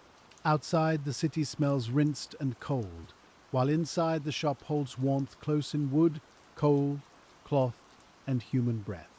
Nothing needs to be hurried to be complete. Afternoon, the rain has nearly stopped, and the blocker returns to the bench with the quiet readiness of someone meeting a familiar task in altered weather. The afternoon after rain often has clearer light. It comes through the windows with a grey brightness that reveals the surface of felt plainly. You lift a hat and see every irregular fibre along the crown. In 1890s Hartford, such light is useful, almost a tool of its own. It helps the blocker notice what the warmer lamplight might forgive. The pouncing begins again. Your hand moves in even strokes, guided by the curve of the crown. The abrasive whispers and leaves the surface finer than before. You pause often to brush away dust, because dust can hide the very roughness you are trying to remove. The hat slowly becomes quieter to the eye. Its surface stops catching attention in the wrong places. This work has a soothing exactness. It asks you to look closely without strain. It asks the wrist to repeat, but not blindly. When a patch is smooth enough, you move on. When it is not, you give it another pass. No one outside the shop may ever notice the difference between almost smooth and truly smooth, but the blocker does, and that is reason enough. A hat may be turned over to check the underside of the brim. The underside is easy to neglect because it is less visible, but it matters when the hat is handled, lifted, or set down. Your fingers travel along it, finding stray roughness. A brush follows. The sound is muffled because the brim is close to your body and the felt drinks the noise. Nearby, a worker prepares stiffening for hats that require a firmer body. The smell reaches you before you look up. It is sharp and resinous, softened by heat and the ever-present wool scent. Such mixtures must be used with judgment. The goal is not to make the hat harsh, but to help it hold its shape through wear, weather, and handling. The trade is full of balances like that. Firmness and comfort. Shape and flexibility. Fashion and durability. Speed and care. You do not think of these as grand opposites while working, but the hands solve them constantly. A little more heat here. A little less pressure there. More drying time. Another brush stroke. The answers arrive as motions. In Hartford's hat shops, as in many workshops of the period, a worker's value lies partly in how few mistakes he passes along. Not because mistakes are shameful, but because every later correction costs time and material. The best work can look uneventful. A row of sound hats, no fuss, no visible struggle, no need for rescue. That calm result is built from many quiet judgments. You take a newly dried crown and hold it against a sample. The sample has the desired height and shoulder.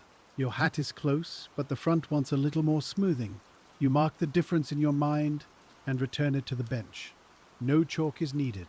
The hand knows where to go. The brush follows, then the palm, then another check in the light.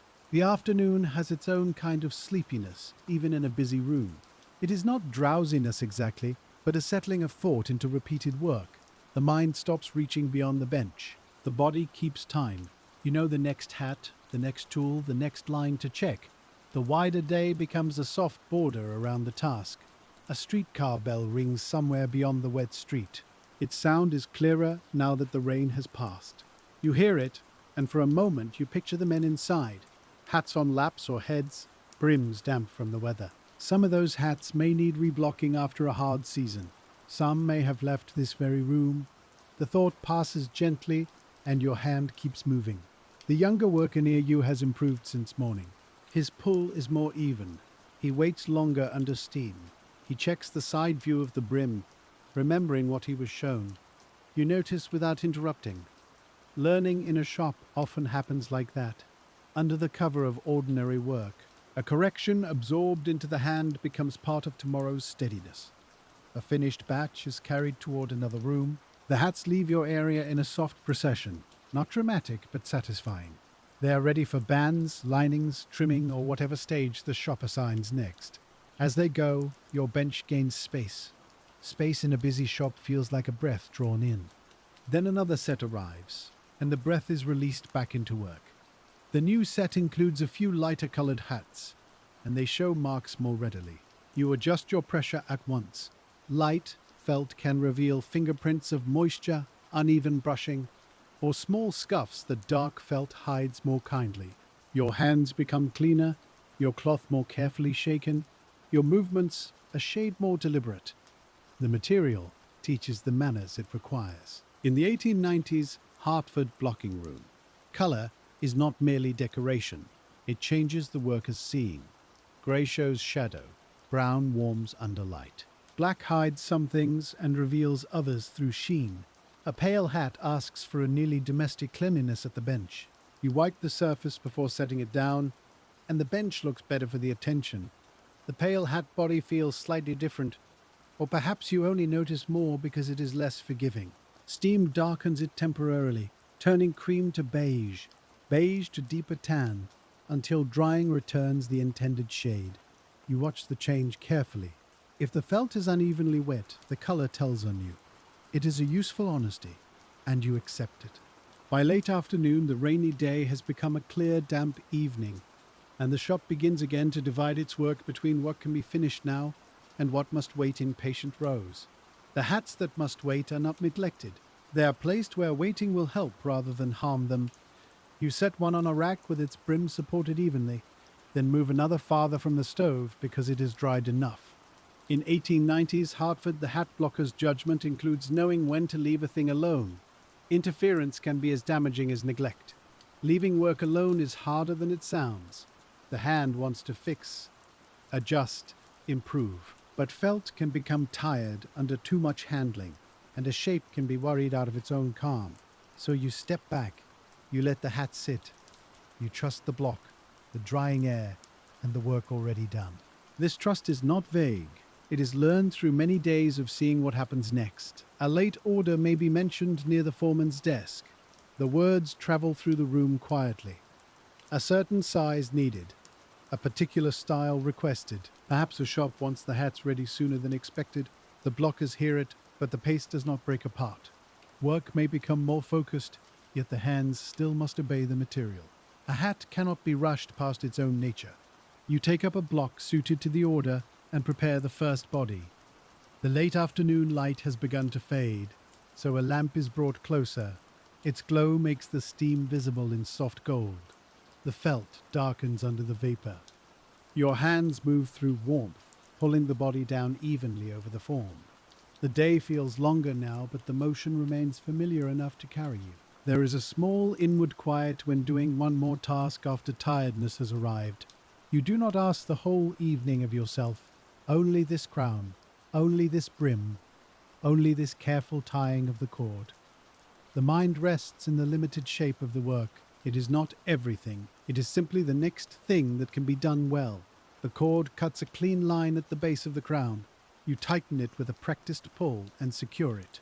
Damp felt gathers below in the brim, loose and waiting. A little steam curls around your wrist. The lamp makes your fingers look older than they are, highlighting lint, knuckle, nail, and the fine dust settled into the skin. The hand is a map of the day. Across the room, someone counts softly again. Another worker labels a group for morning attention. A third rubs a block with cloth before returning it to the shelf. The shop is preparing for both urgency and rest, an odd but familiar combination. Tonight's order must begin. Tomorrow's work must be ready. The present hour holds both without complaint. Hartford outside has entered evening, wet pavements catch lamplight, horses breathe pale clouds if the air is cool enough. Men pass with collars turned, their hats darkened slightly by the earlier rain. A few shop windows glow. The city does not know the exact movements happening above or behind those windows, but it depends on them quietly. You begin the brim on the late hat, giving it only the first shaping before it will need to rest. The flange receives it, your fingers smooth the edge into position. The felt is still very responsive, almost too willing from fresh steam, so pressure must be gentle. A tired worker can press too hard. You remind yourself through the hand to soften. The hat is set aside in a place where it will not be disturbed. It is not finished, and that is acceptable. Many things at day's end are not finished. They are made ready. The shop is full of such readiness, forms in progress, tools cooling, water still warm, blocks put back for the morning, hats holding shapes that will be tested after the night has passed. There is a restful truth in unfinished work properly left. It does not accuse the worker, it waits. The blocker knows what must be done next because he has placed the work, so it can tell him. A tag here, a position on the rack there, a cord left tied because the crown must hold longer. The room becomes a memory arranged in objects. The evening sweep begins. Dust moves softly under the broom. Damp places are avoided or worked around. A cloth wipes the edge of the bench where pale felt had rested. Brushes are set bristle up or laid where they will keep their shape. Such details might seem fussy from far away, but up close they are simple kindnesses towards tomorrow's hands. The stove is lower now, though still warm enough to hold the room's comfort. The kettle gives an occasional faint sound, like a tired breath. Lamps make the windows dark, turning them into mirrors where workers appear as muted shapes. You may catch sight of yourself there, apron marked, sleeves rolled, hat brim shadowing the face. Then you look back to the bench, because reflection is brief in a working room. As the last tools settle into place, the rainy day closes inside the smell of warm wood and felt, and the blocker carries home not only fatigue, but the memory of weather shaped into useful form. The morning after rain often feels washed and cool. Light comes clean through the windows, and the street below has a faint brightness where puddles remain. You enter the Hartford hat shop and notice at once how the room held the night. Some hats dried well, others need more time. The air is fresher than yesterday, though the old scents of felt, coal and wood are still waiting underneath. In the 1890s Hartford blocking room, the first task is often to see what the night has done. You move along the racks with quiet attention. A crown that was doubtful yesterday now stands properly. A brim that looked obedient has lifted at one edge. The late order started under lamplight holds its shape, though the felt still needs smoothing. The day begins by receiving news from objects that cannot speak. You take the lifted brim first. It is not severe, just a slight rise where the felt dried with its own opinion. Steam softens the place. The flange supports it. Your hand presses and holds, steady as a promise. The correction is small enough that no one else may know it happened. But you will know, and the hat will know in the only way a hat can, by keeping its line. The room warms more quickly on a clear morning. Sunlight touches the upper shelves and shows dust on the blocks that were not used yesterday. You make a note in your mind to wipe them later. The active bench calls first.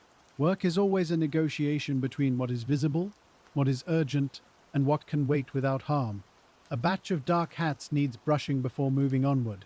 You arrange them within reach. One by one, each is lifted, brushed, checked, and set aside.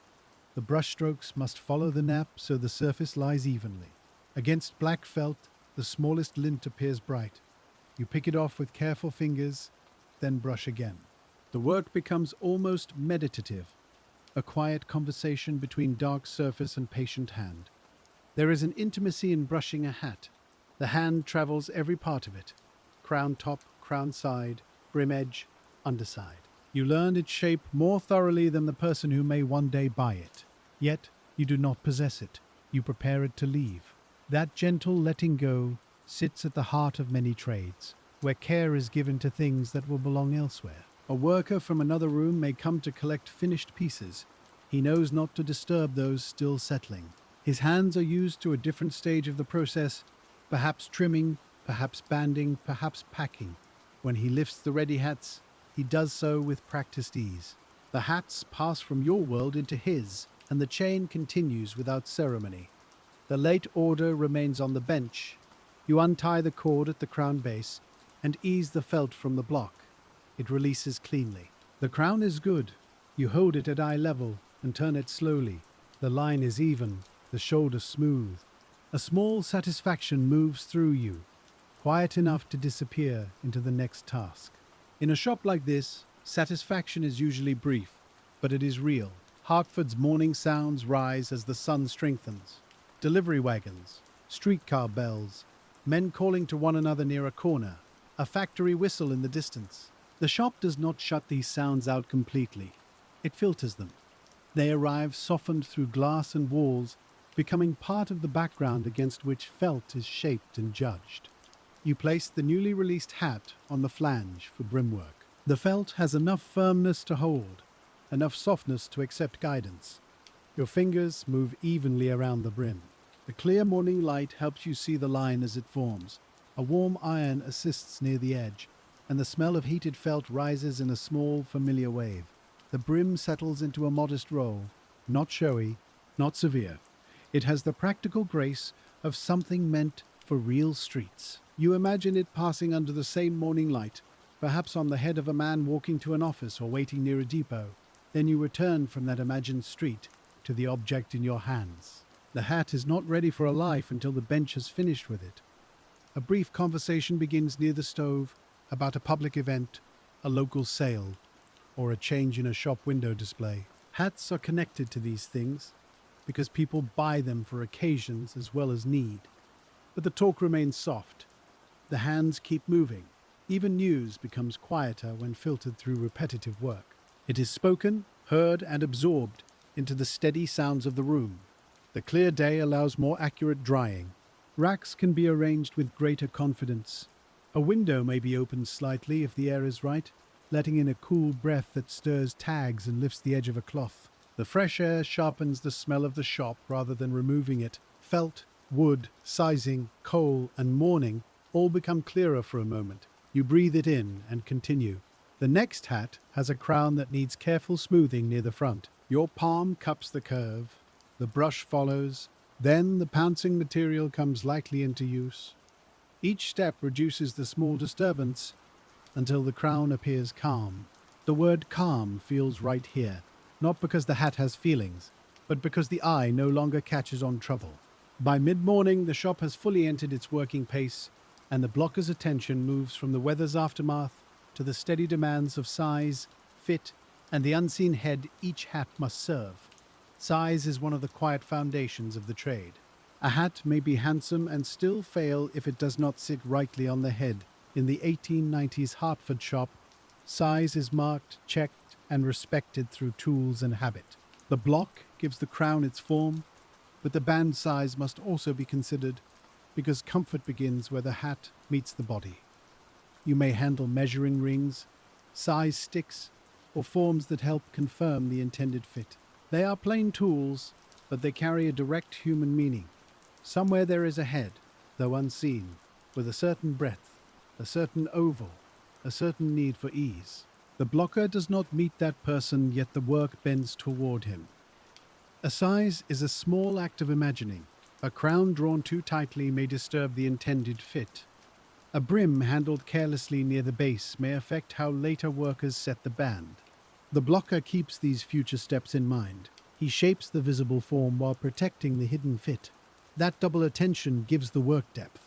The outside must look right. The inside must allow a person to wear it for hours. You lift a hat and feel around the crown base. The line is clean. The cord mark has done its job without biting too deeply. If the mark is harsh, it may cause trouble later. You soften it with steam and a careful rub. The felt relaxes slightly. Your fingers check again, and this time the transition feels smoother. There are heads that are rounder, heads that are longer, heads that sit between common sizes. Shopkeepers and fitters handle much of that at the selling end. But the blockers' forms make their work possible. A true shape, gives later adjustments a fair beginning. A poor shape leaves everyone compensating. The worker at the bench may be far from the customer, but he is not disconnected. The language of fit is practical and intimate. Too tight, and the hat leaves a mark.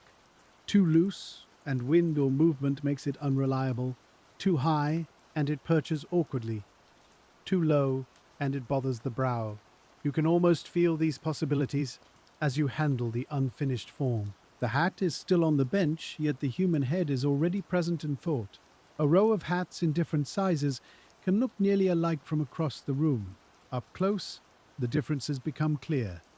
A little wider here, a little narrower there. A crown that seems similar until one form sits beside another. The blocker's hands learn to respect these small distinctions. They are the difference between an object merely made and an object made for use. Hartford's shops would have served men of many routines. Office clerks who spent long hours under gaslight. Factory owners moving between meetings. Workers needing sturdy hats for daily wear. Young men buying something fashionable with saved wages. Older men replacing a faithful hat that had finally lost its shape. The blocker's bench quietly touches all these lives through size and form. You take a hat, meant for a smaller size, and choose the proper block. It feels different at once, the proportions altered in the hand. The felt body must be drawn without stretching it beyond what the size allows. Steam helps, but judgment limits. The aim is not simply to make the felt fit the wood. The aim is to preserve the intended relation between crown, brim, and wearer. The brim on a smaller hat must not look ungainly. A wide brim on the wrong crown can seem out of balance. A narrow brim on another may feel mean or unfinished. The blocker may not be called a designer, but his hands make design decisions in practice. Proportion lives at the bench. It is touched into being. A soft voice near you asks for a certain size block. You pass it without looking long because you know the shelf by memory. The other worker's hand receives it, and the exchange is complete. Such moments are small, but they make the room feel connected. The trade is individual at each bench and collective across the floor. The clear light moves across the boards as noon approaches. It shows the swept places and the places where dust has gathered again. Dust returns no matter how often it is moved. You accept this as part of the room's nature. The point is not to defeat dust forever. The point is to keep the work clean enough, the tools ready enough, the surfaces honest enough for the next hat. The hat in your hands has taken its crown well. You check the size mark and set it with others from the same order. The group begins to look like a family of forms, similar but not identical. Each one will fit someone slightly differently. Each one has required its own small adjustments. The order is uniform only from a distance. And when the noon hour loosens the shop again, the blocker carries this sense of unseen wearers with him into the quiet meal, where the day's labor rests briefly among bread, coffee, and softened voices. The meal feels different after a morning spent thinking of fit. You notice the shape of the cup in your hand, the way its rim meets the mouth, the way a coat collar rests against the neck. Work teaches attention beyond its own boundaries. In the 1890s Hartford hat shop, a blocker eating bread near the window may still be quietly measuring comfort, without meaning to. The lunch pail sits open on the bench or floor wherever there is room away from the dustier tools. Bread has a dense, familiar smell. Cheese softens slightly in the warm air. Coffee gives off its bitter comfort. You eat slowly enough to let the fingers relax, though they do not quite forget their morning shapes. The thumb still remembers the crown base. The palm still remembers the curve. Talk moves around the room in short, easy strands. Someone mentions a customer with an unusually large hat size. Someone else recalls a style from years earlier, a crown so tall it now seems almost amusing. The laughter is low, never sharp, and soon fades into chewing, swallowing, and the soft movements of men resting in place. Even amusement settles gently in a room built by work. A hat rests nearby, unfinished, turned upside down with its opening visible. Looking at it from the lunch stool, you see it less as a product and more as a hollow made for a person. The inside is still plain, waiting for later hands. No lining yet, no band, no final comfort. But the space is there. It has been formed around an absence, and that absence is the future wearer. The rainwater left in the street below glints when the sun reaches it. A wagon passes through a shallow puddle, and the sound rises softly through the window. You take another bite of bread and listen without turning your head. The city keeps moving while you rest. Soon enough, you will return to moving with it, one hat at a time. A younger worker rubs his wrist and watches an older man cut an apple with a pocket knife. The older man does it neatly, without waste, turning the fruit in one hand as the peel falls in a loose curl. The gesture has nothing to do with blocking hats, and yet it belongs to the same world of practiced hands.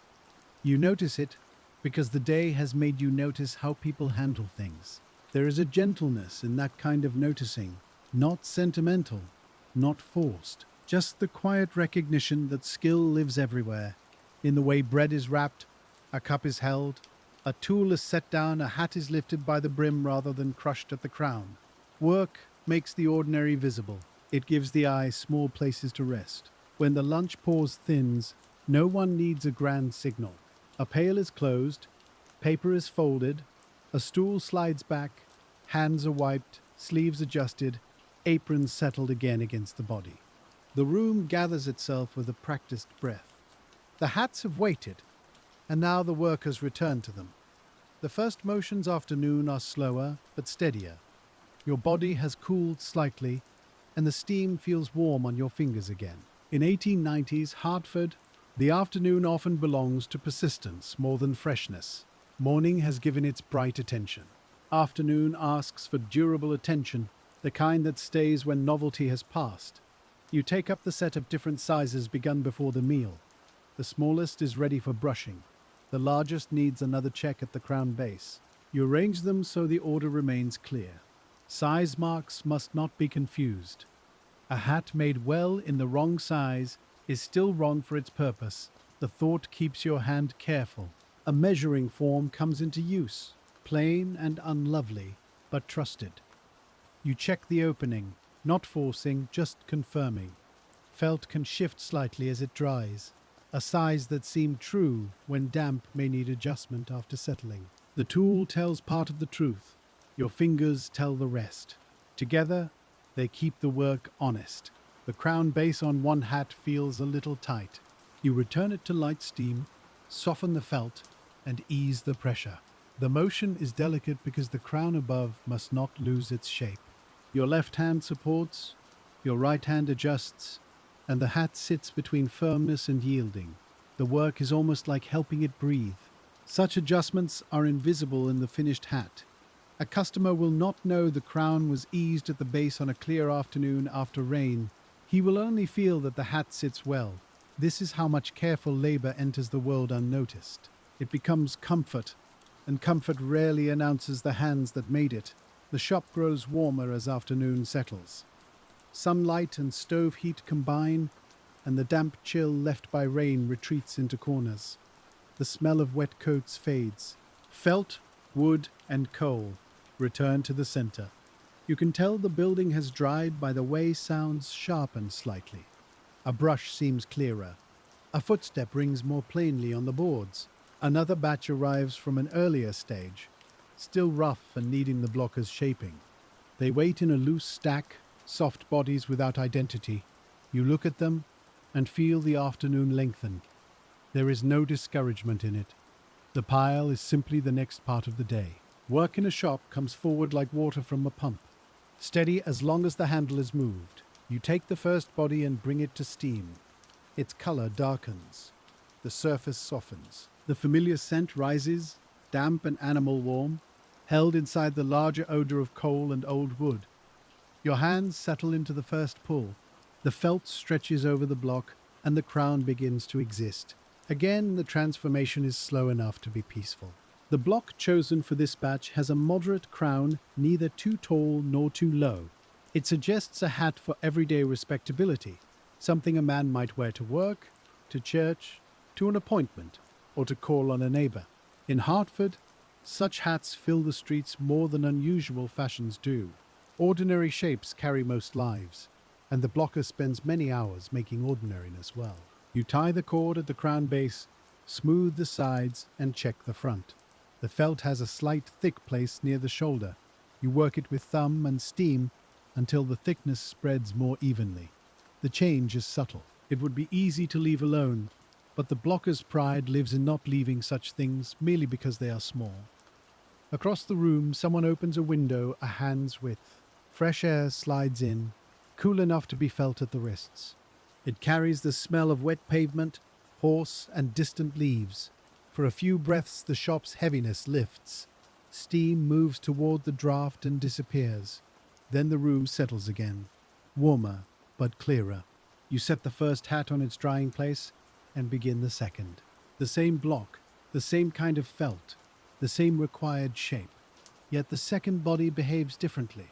It draws more tightly at the back. You shift your pull, easing one side before the other. Repetition never means sameness here. It means meeting difference within a familiar pattern. That is part of why the work can calm the listener's mind. There is enough repetition to rest in, and enough variation to keep the world alive. One hat after another, yes, but each hat has its little weather. Each hat asks a question of pressure, warmth, timing, and line. The blocker answers without drama, and the day continues.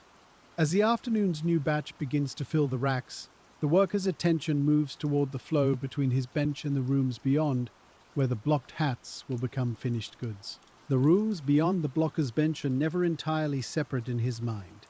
He may not spend the day sewing in sweatbands or trimming ribbons, but he knows those tasks are waiting. In the 1890s HARTFORD hat trade, a hat passes through many kinds of attention before it reaches a customer's head. The blocker's part must leave room for all the rest. You lift a shaped hat and imagine the sweatband that will later be fitted inside. Leather must sit smoothly. It should not fight the crown. If the base has been distorted, the bander will know. The problem will travel forward like a wrinkle in cloth. So you check again, not anxiously, but with the calm respect one worker owes another. The ribbon, too, depends on the form beneath it. A band around a crooked crown cannot make the crown true. A neat bow cannot save a poor line. The blocker may never tie the final ribbon, yet he prepares the place where it will sit. The hat's future elegance begins in the plainness of the blocked shape. There is comfort in being one part of a chain when the chain is understood. You do not need to do every task. You need to do yours well enough that the next hand can trust it. In a shop, trust is often practical before it is personal. A worker trusts the object handed to him because the earlier work has been sound. Over time, that practical trust becomes part of the room's peace. A worker from the trimming area may pause at your bench to look at a hat's line. He turns it once, nods, and takes it away. The nod is brief, but it carries more meaning than a compliment. It means the work can proceed. It means no correction is needed. For a blocker, that small absence of trouble is a quiet reward. The sound from the other room differs from yours. Perhaps scissors open and close. Perhaps thread is pulled, leather handled, boxes shifted, paper smoothed. These sounds come through in fragments when a door stands open. They remind you that the hats have a longer journey. Your bench is not the final resting place, only a necessary passage. You return to the unfinished bodies. Steam, stretch, cord, smooth. The sequence repeats, each motion steady. The felt warms the fingers, and the block anchors the work. A hat body that looked almost formless now rises into a definite crown. The change is always a little satisfying, no matter how often it happens. Shape appearing from softness is a quiet pleasure. The afternoon light shifts from clear white to a warmer angle. Dust appears again in the beam near the window, moving slowly whenever someone passes. You can smell the stove more strongly now as fresh coal is added. The room has the heavy, productive warmth of a place that has been working since morning. A small flaw appears in the felt of one body, not caused by your hand, but present in the material. You hold it under the light. It may be hidden by finish, or it may require setting aside. The decision is not yours alone if the flaw is serious, so you mark it and place it where it can be judged. Materials carry their own histories, and not all of them can be corrected at the blocking bench. This, too, is part of honest work, knowing what your skill can fix and what it cannot. A blocker may do much with steam and pressure, but he cannot make poor felt into fine felt by wishing he can improve, guide, and preserve. He can also recognize a limit, There is no harshness in that recognition. It is simply another form of seeing clearly. The next hat draws beautifully. The felt spreads over the block with hardly any resistance. The crown smooths under the palm as if pleased to take the shape. Such moments feel like a gift inside repetitive work. You do not celebrate loudly. You just enjoy the ease while it lasts, then set the hat aside and begin again. In Hartford's wider industrial life, many workers know this feeling. A machine running smoothly after adjustment, a line of type locking cleanly into a chase, a loaf turning out with the proper crust, a wheel fitting true on an axle. Quiet jobs share a private pleasure when material and method agree. The hat blocker's version is a crown that settles right the first time. Toward the later part of the afternoon, the foreman may review what has moved onward and what remains. His ledger pages rustle. Pencil marks appear beside orders. The sound is dry and small among the shop's warmer noises. You hear it, but your focus stays on the felt. The ledger records the day, the hands make it recordable. A completed group is tied together loosely or arranged for transfer, depending on the shop's practice. You check that none are crowded or pressed. A brim can be spoiled by careless stacking. A crown can pick up a mark if leaned wrongly. Even after shaping, a hat is not invulnerable. It must be handled with respect until it is fully finished and boxed. The idea of boxing seems distant from the damp bench, but it is part of the same path. One day soon, these hats may sit in boxes, wrapped in paper, carried by wagon opened in a shop, and placed where customers can see them. Their time in steam will be hidden. Their time on the block will be hidden. The work's concealment is part of its success. You take another breath of warm air and feel the tiredness now in your feet. The day has moved through many small tasks, and each has left a trace. Yet the bench still holds your attention. The next hat is waiting. Its felt body lies soft and wide, asking for the same care as the first one of the morning. Fairness to the last pieces of the day is a quiet discipline. And as the light grows lower, the blocker begins the careful work of keeping late-day tiredness from entering the hats themselves. Tiredness has a way of seeking shortcuts. It wants the hand to pull too quickly, the eye to accept a line too soon, the brush to stop before the surface is even. In the 1890s Hartford blocking room, an experienced worker knows this and changes his pace rather than his standard. You do not race fatigue. You slow just enough to stay accurate. The hat in front of you needs brim correction. The edge is wavy near the back, perhaps from uneven drying. You steam only that area, holding the rest away from the vapor. Warmth rises against your knuckles, the felt loosens, and the flange receives the edge. You press carefully, not hard, and wait for the heat and shape to work together. Late in the day, waiting can feel longer. The mind wants to move on, but the hat does not know the clock. It only knows moisture, pressure, and time. You let your breath settle. You keep your fingers in place. When you finally lift them, the line has softened into order. The correction is small, but it keeps the day's quality intact. A lamp is lit earlier than it might be in summer, the flame steadies, and its light gives every object a warmer edge. Under lamplight, dark felt can look richer, while surface floors may hide. You remember that, and turn the hat toward the last daylight near the window before deciding it is done. Good work uses whatever light remains wisely. Other workers are quieter now. Conversation has thinned. The room is not unfriendly, only absorbed in completion. Tools are set down more deliberately. Movements become economical. Everyone knows the feeling of the last hour, when the body wants home and the work still asks to be honored. There is fellowship in that shared restraint. You brush a crown in long strokes. The motion is easy enough to soothe, exact enough to require attention. The felt darkens and lightens as the nap changes direction, then settles into the intended lay. Your wrist aches a little, so you adjust the angle rather than pressing through carelessly. The brush continues. The surface quiets. A small pile of finished hats has grown near your bench. They look composed, almost unaware of the work inside them. That can be comforting. We do not always need objects to display their making. Sometimes it is enough that they serve, that they sit well, that they keep rain off a brow and lend a person the small dignity of being properly dressed. One of the last hats belongs to the late order from yesterday. It needs final smoothing before moving on. You remember its first shaping under lamplight, the fresh steam curling around your wrist. Now it feels firm, ready, and almost plain. The pouncing removes a faint roughness near the crown top. A brush follows, and the hat joins the others. The shop smells deepen at evening: coal ash, warm wool, old wood, damp cloth, and the faint tang of sizing all gather close. The open window is closed as the air cools. Street sounds grow less distinct. Inside, the benches hold the day's warmth. You can place your palm on the wood and feel how many hours have passed through it. The foreman's ledger closes with a soft slap. Not every task is done, because no shop ever finishes everything forever. But the day's portion has found its shape. Work for tomorrow is arranged. Work for the next room is ready. Work that must dry has been placed with care. The room begins its slow turn toward rest. You wipe a tool handle before setting it down. The cloth moves over smooth, darkened wood. A brush is cleaned. A cord is coiled. A flange is returned to its place.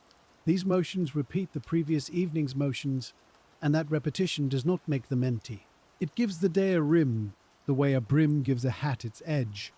An older blocker may check the younger worker's bench with a glance. Nothing formal, just a quick look to see whether a damp hat has been left badly, or a tool placed where it might fall. If something needs adjusting, he adjusts it or speaks a quiet word. The trade protects itself through such small acts, passed along without flourish. The hats left to dry overnight are spaced with care. You make sure air can move around them. Crowns stand upright, brims are supported, tags remain visible. The room, seen this way, looks like a field of quiet shapes after harvest, each one waiting for morning to reveal whether it has kept faith with the block. There is rest in arranging things for a future self. Tomorrow's worker will be you, or someone very like you, entering with morning hands and a need for order. You give that person a clear bench, a known rack, a row that makes sense. In this way, the day's last kindness travels forward overnight. When the lamps reflect in the windows, the outside world has become dark glass. You see the room doubled faintly, hats and workers layered over the night. The reflection makes the shop look deeper than it is. For a moment, it seems full not only of today's labor, but of all the similar evenings that came before. Then the image shifts as someone passes, and you return to the practical task of closing. Coats are taken from hooks. Aprons are removed and shaken lightly. A worker rubs at a streak of felt dust on his sleeve, then gives up because more will come tomorrow. Boots scrape near the door. The stove is tended. The kettle is quiet now. The room's breath grows shallow. The last hat you touch is not finished, only waiting. You adjust it on the rack so the brim lies evenly. Your fingers linger just long enough to feel that it is placed well. Then you let go. Letting go is part of the work. The hat must spend the night without your hand, keeping the shape you have given it. And after the workers step into the evening, the darkened Hartford shop holds its rows of wooden blocks and drying hats, ready to begin again with the first warmth of morning. Morning comes with a pale frost on the edges of the windows, or at least with a cold that makes the glass look distant. The room is chilly before the stove catches. You enter in your coat and feel the night still pooled in the floorboards. In the 1890s Hartford hat shop, winter changes the opening of the day, making warmth itself the first material to be prepared. The stove is coaxed awake, coal shifts paper catches, and a thin early smoke smell enters the air before the draft steadies. You hold your hands nearer than usual, warming the fingers without rushing them. Cold fingers are clumsy readers of felt. They miss small changes, they press too sharply. So the worker waits, flexes, and lets heat return before the finer tasks begin. The wooden blocks feel especially cold at first touch. Their smooth surfaces hold the night like stones. You lift one and feel the chill through your palm. Soon it will warm under steam and use. But now it reminds you that tools also live in weather. They are not abstract shapes. They expand, contract, dry, darken, and age in the same room as the workers. Water in the kettle takes longer to speak on such a morning. The first steam is faint and precious. While waiting, you inspect yesterday's drying hats. The cold night has firmed some of them beautifully. Others need more warmth before they can be judged fairly. A hat lifted too soon in a cold room may seem stiffer than it truly is. You learn to allow for the season. Hartford winters bring a different city to the windows. Street sounds are sharper in cold air. Hooves strike harder. Wheels grind over frozen ruts. Men walk with shoulders raised, hats pulled lower, collars up. The hats made in this room have more work to do now. They help hold warmth, shed snow, and give dignity to bundled bodies moving through a hard morning. The first hat body of the day feels reluctant. Steam darkens it slowly. You hold it over the vapor and watch patiently, letting heat enter the fibers. The room's chill resists the process, so timing changes. The blocker adapts without complaint. He has worked through enough seasons to know that the same task is never exactly the same task in different weather. When the felt is ready, you draw it over the block with extra care. Warm dampness meets cold wood, and for a moment the steam curls around the crown in a thicker cloud. Your hands press and smooth, feeling the material settle. The cord is tied at the base, the crown rises cleanly, and the day's first shape appears. In a cold room, that first successful form can feel like the shop itself waking. Workers gather closer to the stove when they can, though no one wants to crowd the heat needed for tools and drying. A cup of coffee sends up visible steam. Breath may show faintly near the door. The shop gradually becomes habitable, then warm, then almost too warm near the kettle. Winter work often moves through these layers, from chill to comfort to damp heat. A hat that has been blocked in cold weather must dry properly, not merely harden on the outside. You place it where warmth will reach it evenly. Too close to heat, and it may dry harshly. Too far, and it may remain damp longer than the schedule likes. The blocker's eye travels between rack and stove. Judging distance is another tool. The smell of the winter shop is dense and pleasant in its own plain way. Coal smoke is stronger. Wet wool smells deeper. Damp overcoats near the door add their own human heaviness. When steam rises, it carries everything upward, and the rafters seem to hold the scent of many winters. You breathe it because there is no avoiding it, and because after enough days it becomes part of belonging. A batch of stiff hats may be on the order list. Stiff hats require firmness and precision, especially when winter wear may test them with damp, snow, and repeated brushing. You prepare the crown carefully.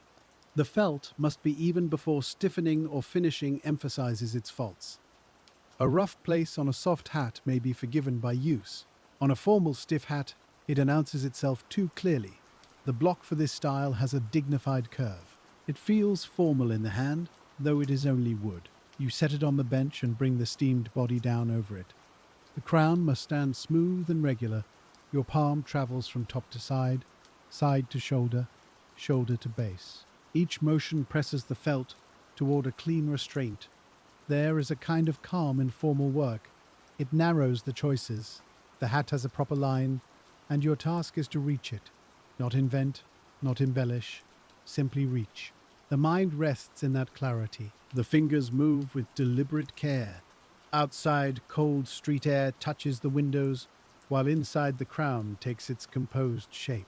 As the winter morning warms into steady labor, the Hartford blocker's work turns toward the special patience required by stiff hats, where every surface must be persuaded into quiet discipline. A stiff hat begins softly, like the others, but its future is stricter. The crown must be exact because firmness will preserve both the good and the bad. In the 1890s Hartford shop, a blocker shaping such a hat gives it a little more attention at every stage. The felt is steamed evenly, the pull is balanced, the cord is watched so it defines without scarring. You work the crown top with the flat of your hand, smoothing in slow arcs.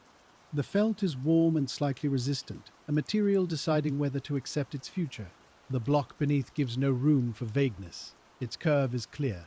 Your hand follows that clarity until the surface lies without ripple. A stiff hat cannot depend on softness to hide uncertainty. The brim asks the same discipline. It must roll or lie according to the style, with no wavering edge. You set it into the flange and warm it carefully. The iron helps, but the iron is never the whole answer. Heat must be guided. Pressure must be even. The edge must be checked from more than one angle. because a formal brim is seen by the world in motion. A man wearing such a hat may step into a bank, a church, a court office, or a Sunday streetcar. He may remove it indoors and hold it where others can see the inside and outside. The hat must keep its dignity in the hand as well as on the head. The blocker thinks of this through practice. He shapes an object meant to be looked at closely and handled often. Stiffening brings another scent into the room. Resin, alcohol, shellac, or sizing, depending on the mixture and method, may leave a sharpness that cuts through wool and coal. You use only what is needed for the stage at hand. Too much would make the hat unpleasant. Too little would fail its purpose. The difference is learned by experience, by touch, by how the felt answers after drying. The brush moves over the surface after the hat has set enough to receive it. The sound is slightly different from a soft hat, a firmer hush, more controlled. You brush with the nap and watch the sheen gather. Under good light, the crown becomes almost even enough to look simple. That simplicity is the result of many small refusals to hurry. There are special tools for details, each plain in itself. A rounding jack or trimming tool may be used in other stages to true an edge. Irons, flanges, blocks, and brushes all contribute their part. The blocker's bench holds only what his portion requires, but he knows the wider family of tools by sight and sound. A shop is a community of objects, as well as workers. The winter sun climbs a little higher, though it gives more brightness than warmth. Its light falls across the stiff hats and shows their surfaces clearly. You turn one slowly, searching for a dull patch. There it is, near the side, no larger than a thumb. You pounce it lightly, brush, and look again. The patch blends. The eye can rest. An older worker may tell a younger one that stiff work reveals habits. If a man pulls unevenly, the crown shows it. If he brushes against the nap, the surface tells. If he lets the brim dry unsupported, the edge remembers. The words are not scolding, they are weather reports from years of practice.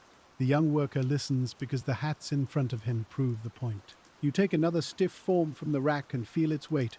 It seems more definite than a soft hat at the same stage. The firmness gives it presence, yet it remains vulnerable to marks, pressure, careless stacking, and uneven heat. Strength in a hat is not invincibility. It is structure, and structure still needs care. The shop's rhythm around stiff hats is slightly slower. More checking, more turning toward the light, more careful placement on racks. This slows the body in a way that can feel almost restful, even while attention sharpens. You are not trying to do many things. You are trying to do one thing cleanly, and then another, and then another. In Hartford's winter streets, such hats will meet sleet, smoke, shop soot, gloved hands, and warm interiors after cold walks. Their surfaces will be brushed by owners who want them to remain respectable. A well-blocked hat gives those owners something to preserve. Poorly made, it will lose its line despite care. The blocker's work extends into all those future brushings. There is comfort in making something that invites maintenance. A hat is not disposable in this world. It is cleaned, brushed, dried, reblocked, handed down perhaps, or worn until it no longer answers. The blocker's bench is part of that longer life. New hats and old hats both return to the same principles of steam, shape, and patience. By noon, the stiff hats stand in orderly ranks, their crowns firmer, their brims truer, and the shop's winter warmth deepens around the workers as they pause again among the tools.